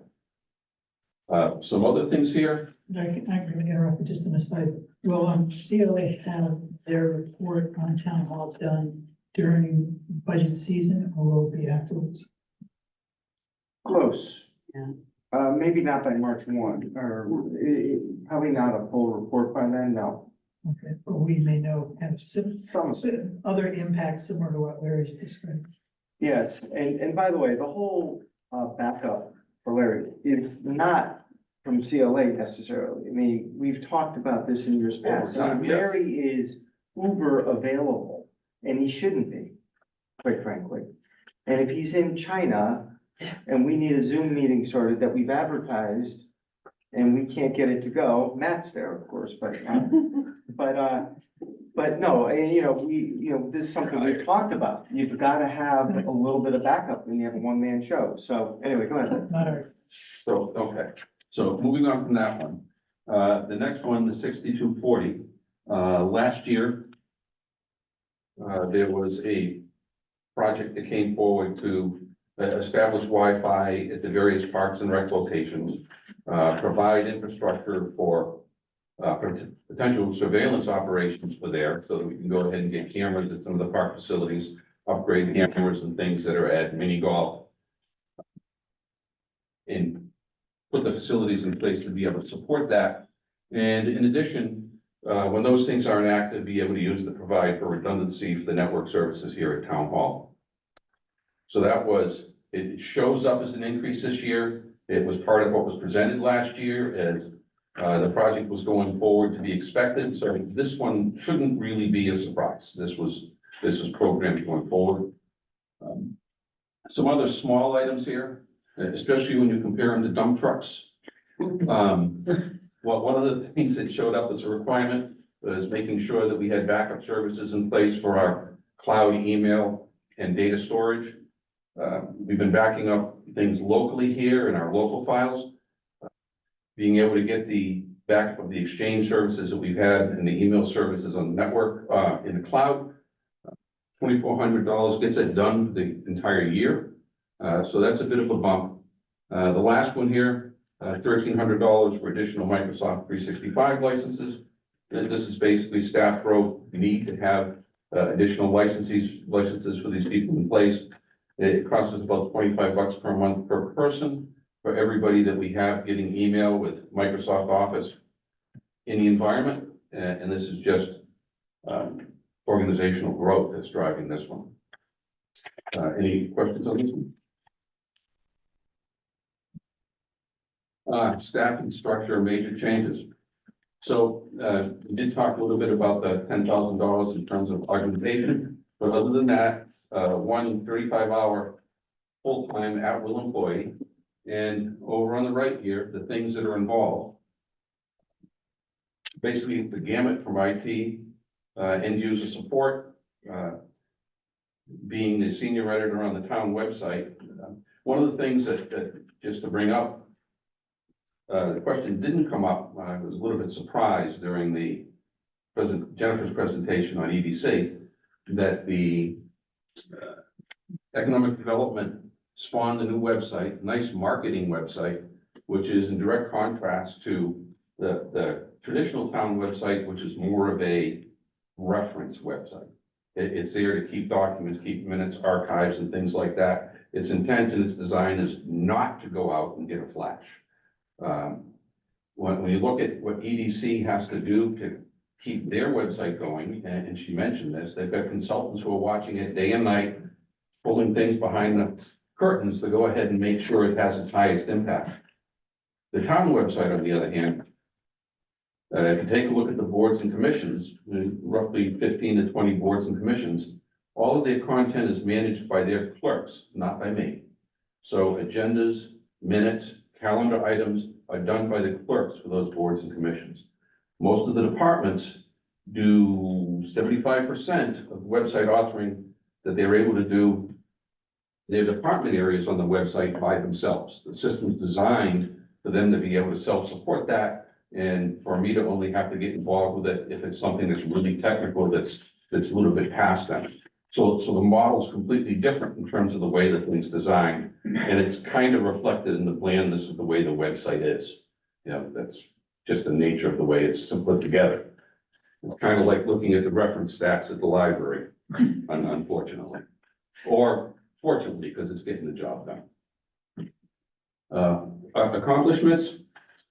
So information security, this is one of the primary things that where the goals are driven. We can say here that in over 10 years that the IT department's been here, the town has lost absolutely no data to virus attacks or ransomware. We haven't lost any data to accidental deletion either. Within the last year, the Secretary of State's IT group came out and did an audit, basically an election security audit, but basically it came through and looked at all of the procedures, desktop hardening, firewalls, network practices. They were even looking at the direction of the hinges on the doors of the data center or the data closet to make sure you couldn't pull the pins out of the doors and take the doors off. And the net result was that they found that for an organization our size, town of 10,000-ish, that we met the requirements and we were good. So that was good news. Other things over the course of the last couple of years,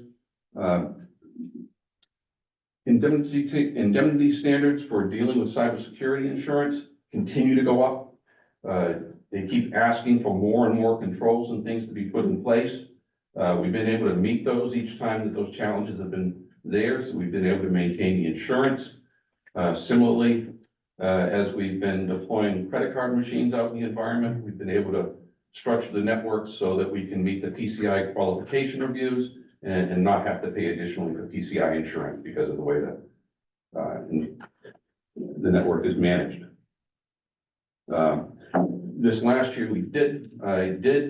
I'm going to say finally publish a cyber incident response plan. It's actually on a piece of paper that I can give to somebody to read.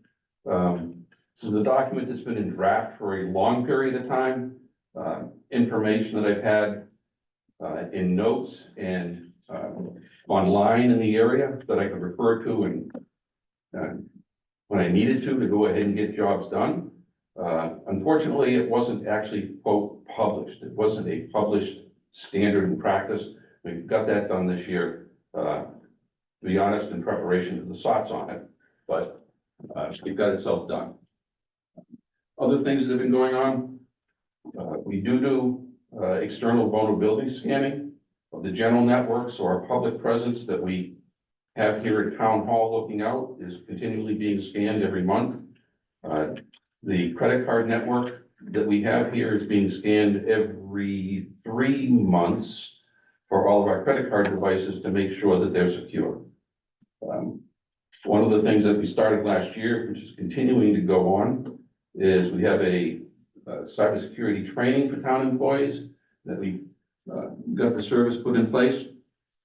They are weekly delivering online pamphlets and case studies and things like this to keep people aware and to keep them thinking about cybersecurity.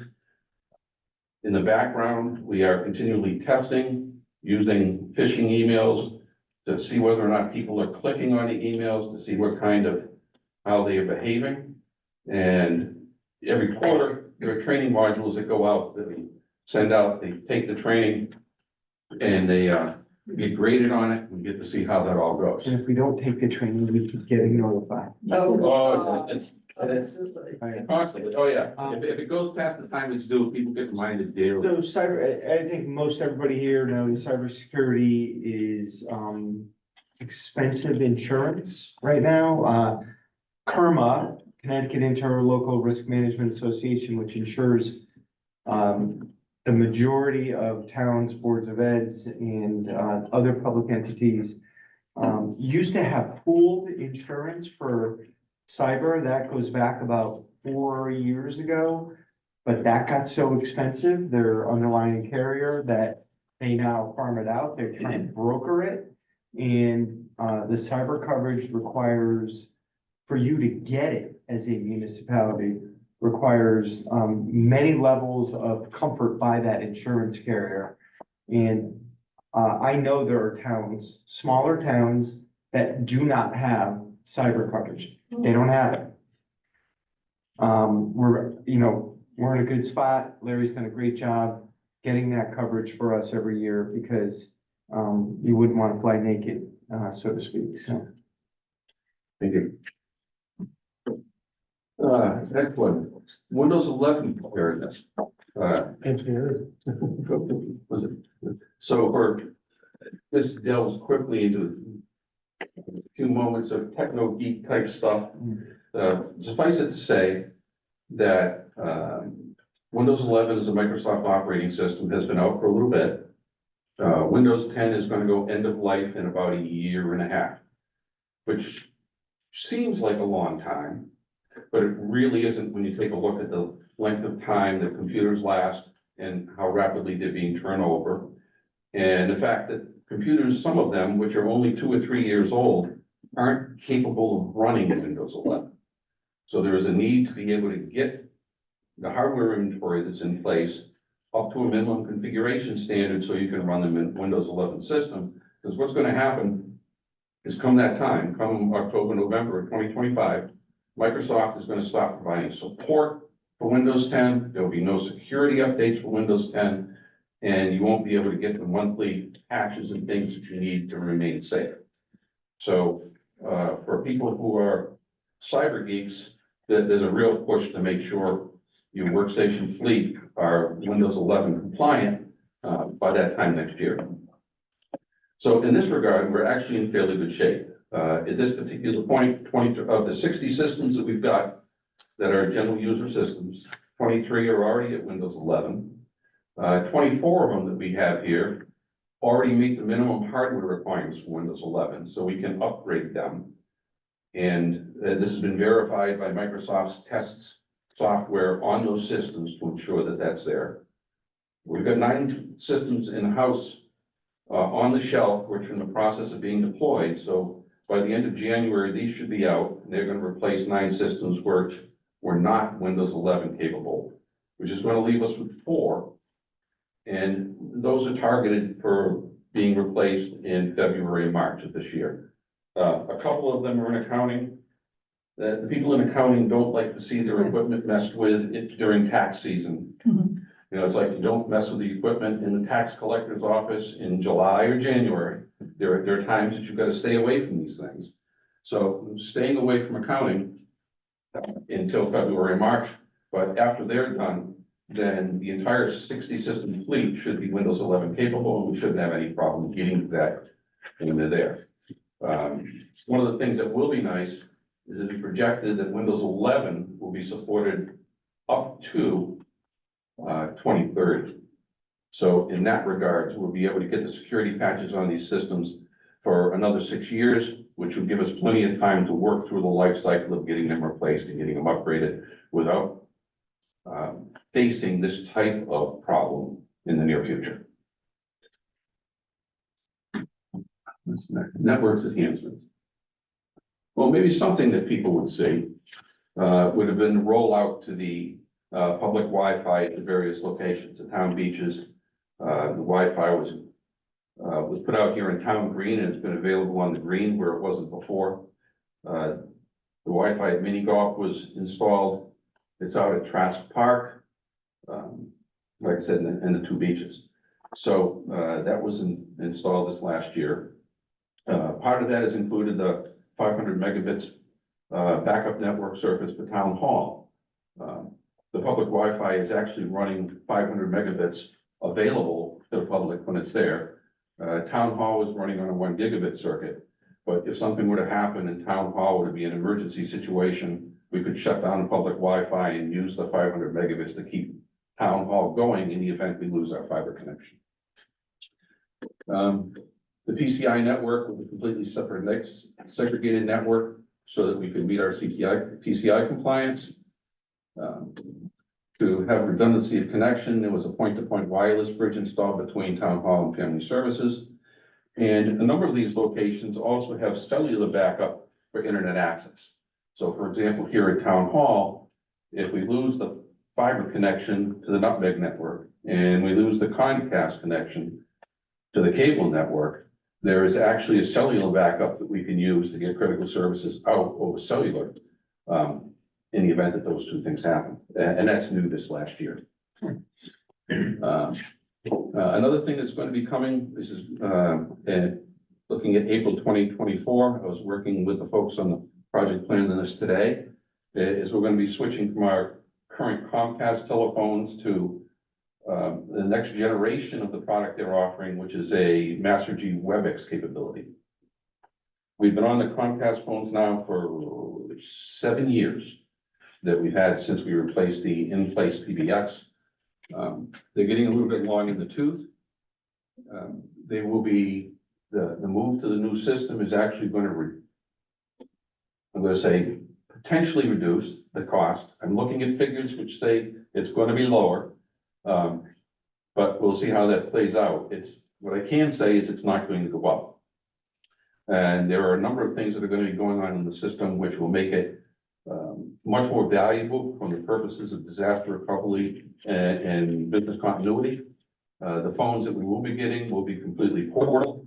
So in situations, the current system we've got now, if we would have to move away from town hall, we could not take the phones with us. Because they're tied to a local Comcast node, there's specific equipment in the building to support it. The new version of the system doesn't require that. So you could actually pick up the phone, take it home, plug it into your router at home and have your at-work desktop, at-work telephone working right off the bat. We could deploy if people needed them as if they were gonna have to be spending extended time working at home, deploy the phones to their home, their work phone numbers there. There's a capability that doesn't exist in the current system, but will be there in the future. Any questions? No. Okay. So process improvements that have happened in 24. We have continued, I put listed as an improvement, but we have continued the training and the awareness in cybersecurity. I put it here as an improvement because if you're going to look at grades that our people get over the course of time and our vulnerability profile of our user base, it continues to go down. It's a slow thing. And it's one of those with the number of people that we're talking about. A good phishing message, it looks real in a couple of clicks. When we've only got 50 or 60 people being tested, it can go ahead and jump things right up very quickly. But it has been continuing to go down well, so that's been successful. You know, the things that we've done here, the external security scanning is new, as I mentioned, the incident response plan that will be available, that is there, that would be available if we had augmented services to be that needed to use it. And the network reliability has been an improvement over the course of the last year. Conclusion, you know, cybersecurity data protection has always been key. You know, going back to the original thing, we haven't lost any data. We continue to invest in this over the course of time, and it's proven to be successful. Another thing, taking a look at the hardware life cycle, you know, in 2020, 4 years ago, the average age of the systems in town hall, whether it was average or medium, was around 5.5. Since that time, we've dropped it down to be 4.5. So the age of the systems has reduced, the turnover's been, we've been able to have the systems be fresher, and that was without an increase in the workstation replenishment budget. So that, I think, is the end of it. Questions? Do you want to use this last slide? Well, that was a backup slide. I mean, there was, I mean, I can point out, you know, our caller mentioned the DPW, the funding on some of the things in DPW has been fairly flat over the years. The slide that shows up in the back of here depicts that for the most part, IT has been able to maintain that same kind of profile.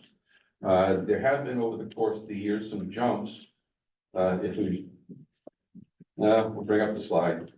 Sorry. Yeah, but you know, when you take a look at it on this particular side, over towards the left, looking at 2015, 2016, 2017, you can see areas where there were services, telephone services, network services, copy print services, which were outside of the IT budget that were rolled in, which would ultimately cause the budget to jump. If you looked at this in real detail, you can see where things like copy print services, due to the RFPs that we put out, we've been able to negotiate the contracts. The prices on that went down, but that was turned around into reinvestment into things like Microsoft Office licenses, so the bottom line did not move much.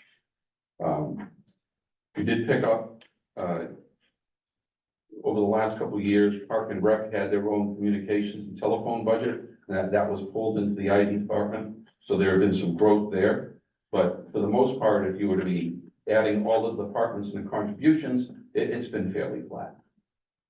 Been working to try to keep it that way.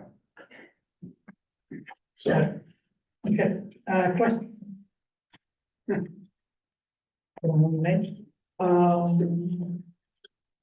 I have one question, and that was actually a little bit off topic, and that was, is the pavilion all set?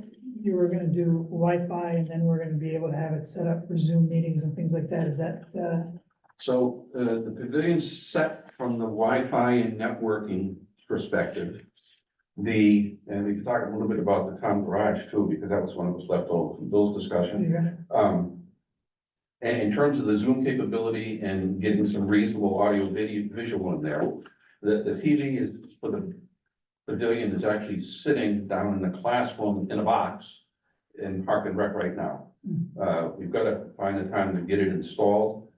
We spec this one out to be a quasi outdoor brightness television. Anybody who's seen any of the presentations or tried to do anything down there, you know, it's extremely bright. I mean, this one that we have in here is a standard brightness, I'll say residential type TV. It's not designed to be conference room bright. The one that's going to be going in down at the pavilion is 3 to 4 times as bright capable as this. So, and especially with the position where it's going to be on the side wall and not facing direct sun one way or the other, you should be able to put up presentations and do things in there in the middle of the day and have them be visible. It's really going to be exciting once we get the thing up. And it's about the same, I think it's the same size as this one actually, that's going to be going on the wall.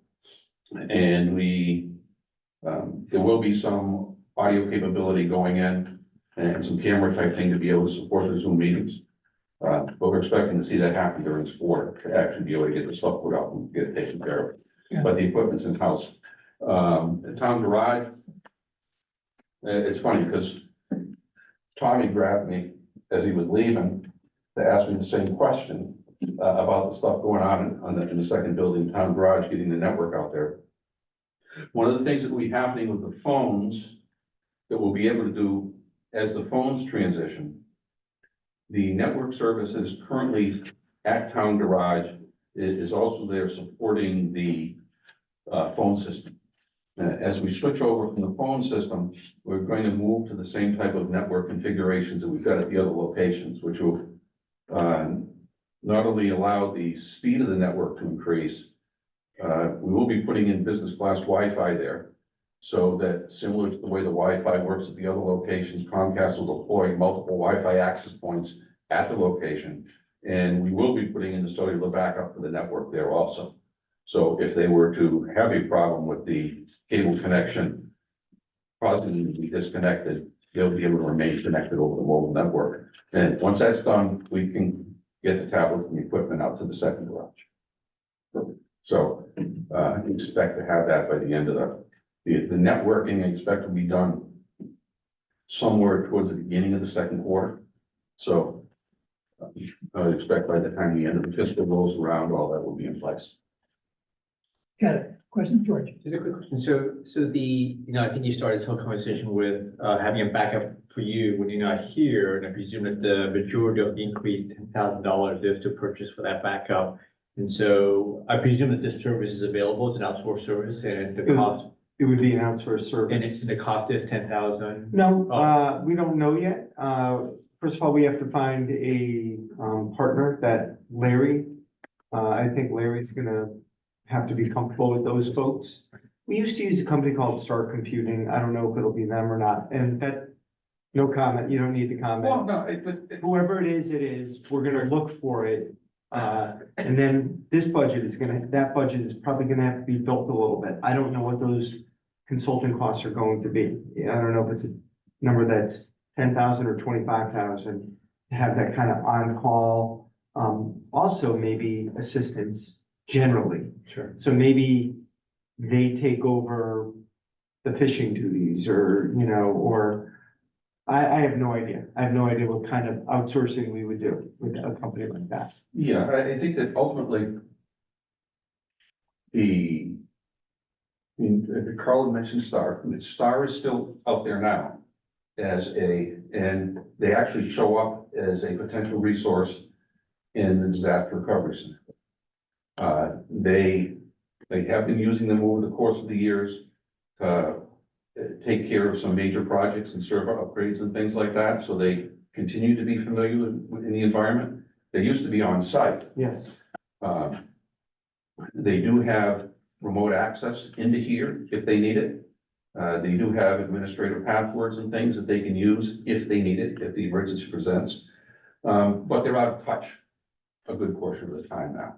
So that if you were to call them up, there would be a ramp up time to come up to speed and do things. They're not, you know, while they can come in and do it, you can get them connected, they're not ready from the get-go. So one of the goals would be to make sure that whether it's them or whoever it is, that they're continuously in the mix, continuously involved in the business, so that when things like that happen, that they can pick up and seamlessly go to work.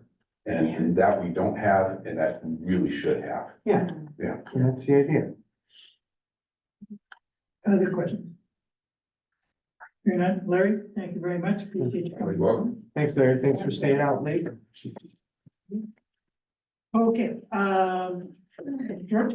I just want to make, put down questions. So one, I truly appreciate these presentations. I think they're all, I don't know who's these things up, but they're all, there's a format for all of them. And I appreciate that. Leanne, I appreciate Leanne's, task to make these, the format all the same. So the readability is great. And I appreciate that. And I also even appreciate your earlier comment that this is a work in progress and that these numbers will change. So I'm also surprised that, for example, that $10,000 for backup is actually, it's a fluid number right now.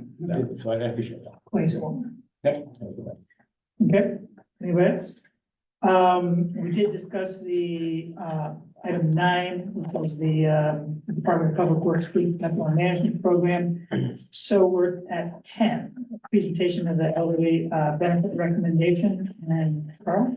Yeah, so we've put aside some funds. This is, a program whereby folks in our town can apply for some, basically, if your taxes are 5,000, you can apply, to have them reduced through these funds. This is a direct decrease of revenue that the town will receive. So it's basically taxes that people won't pay. And you have to qualify for this benefit. It's qualification that I think is done, I know is done through the state. I think it's called a circuit breaker. I don't know if it's still called that or not. So once you qualify for that, you can make an application here. And this amount of money is prorated for the number of applications we get. So if we were to get 100 applications, I don't think it would be 1,000 each. I don't know if it's income and tax rate, you know. So we end up getting, I think we've gotten about 130 or 140 in past years. It's actually worked out pretty well with this number. 90,000. I thought one year we went to 100. Last year. I was gonna raise it. Did we go higher last year? No, last year we raised it to 100, so I'm kind of curious as to why we're at. It can be 100. It's in for 90. So, there's not, thankfully, an over demand on this program. It's not, it's oversubscribed in terms of the number of applicants, but it's not 600. It's usually a manageable number. So, and it's not meant for people not to pay their taxes. It's more meant to help people lessen the burden of their taxes. So, it sounds to me from the way in which you described it, that the trigger is not necessarily the level of a individual's taxes. It's more the ability of the individual to pay. Is that correct? Yeah, it is. It has income, Based on local. income levels, qualification criteria, whatever you want to call it. Yes. Okay. Because one of my concerns, I was at 90 and I knew we went to 100 last year, was trying to figure out whether, what I think is unfortunately going to be the case is there's going to be an increase in property taxes this year, and whether people are in a position to be able to pay what that increase would be, but that increase is really, it's not a factor in this particular, 90 or 100,000. So you say there's going to be an increase in taxes. In theory, there shouldn't be an increase in taxes all that much more than there normally would be an increase in taxes. So I think when we look at the budget, we have the budget going up 2% total. So the mill rate goes down, I think everybody knows that. And the overall impact on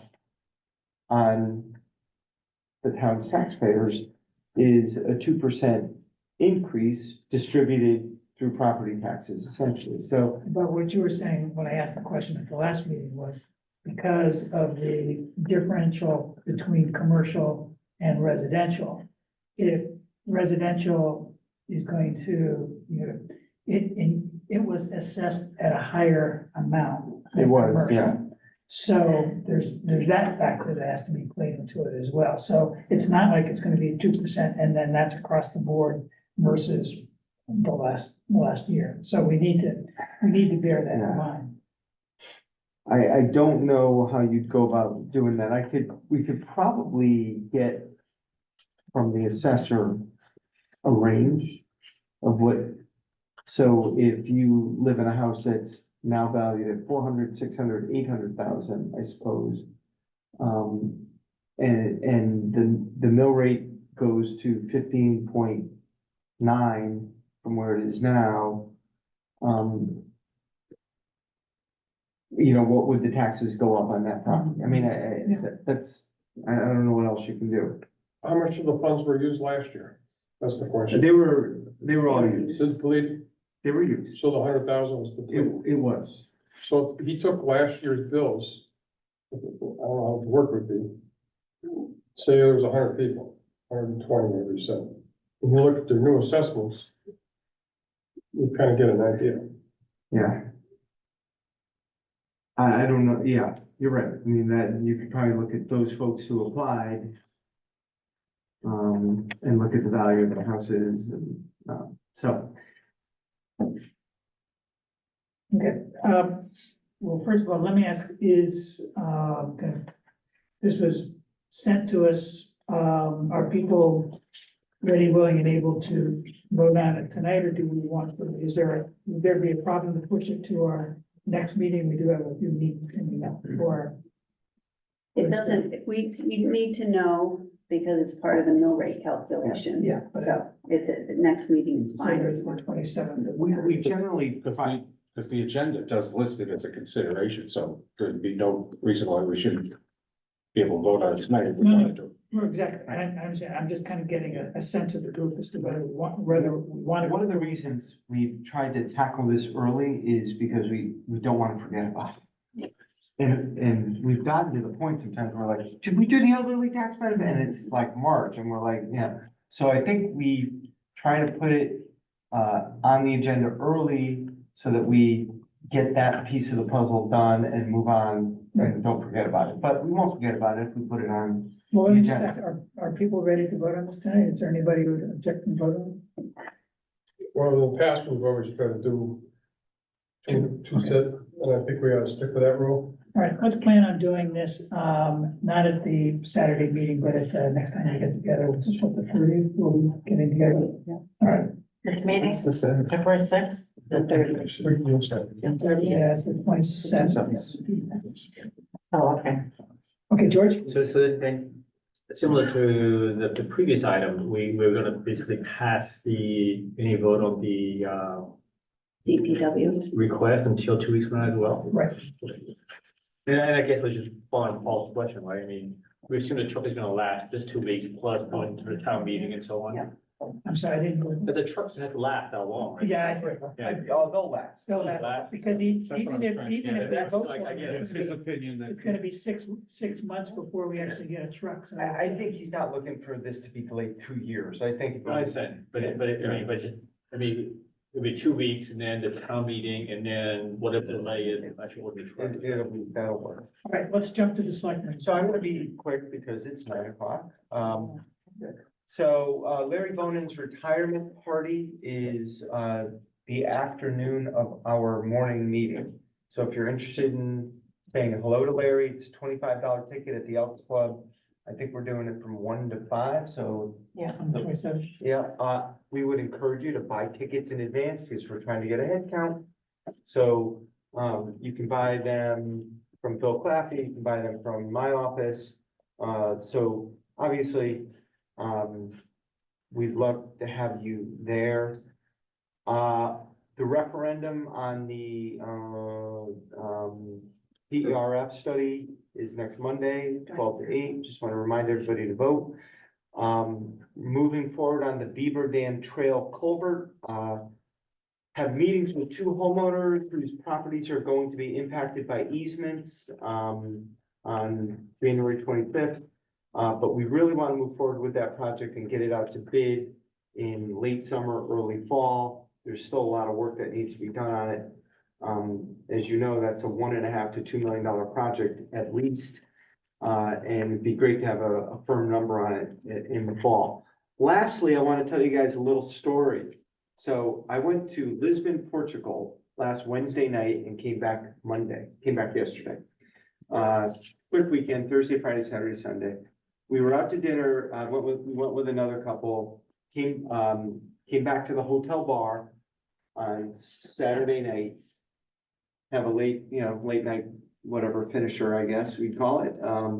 And there were a bunch of Brits in the bar drinking, and I guess it was a surprise birthday party for this lady who had just moved to Portugal.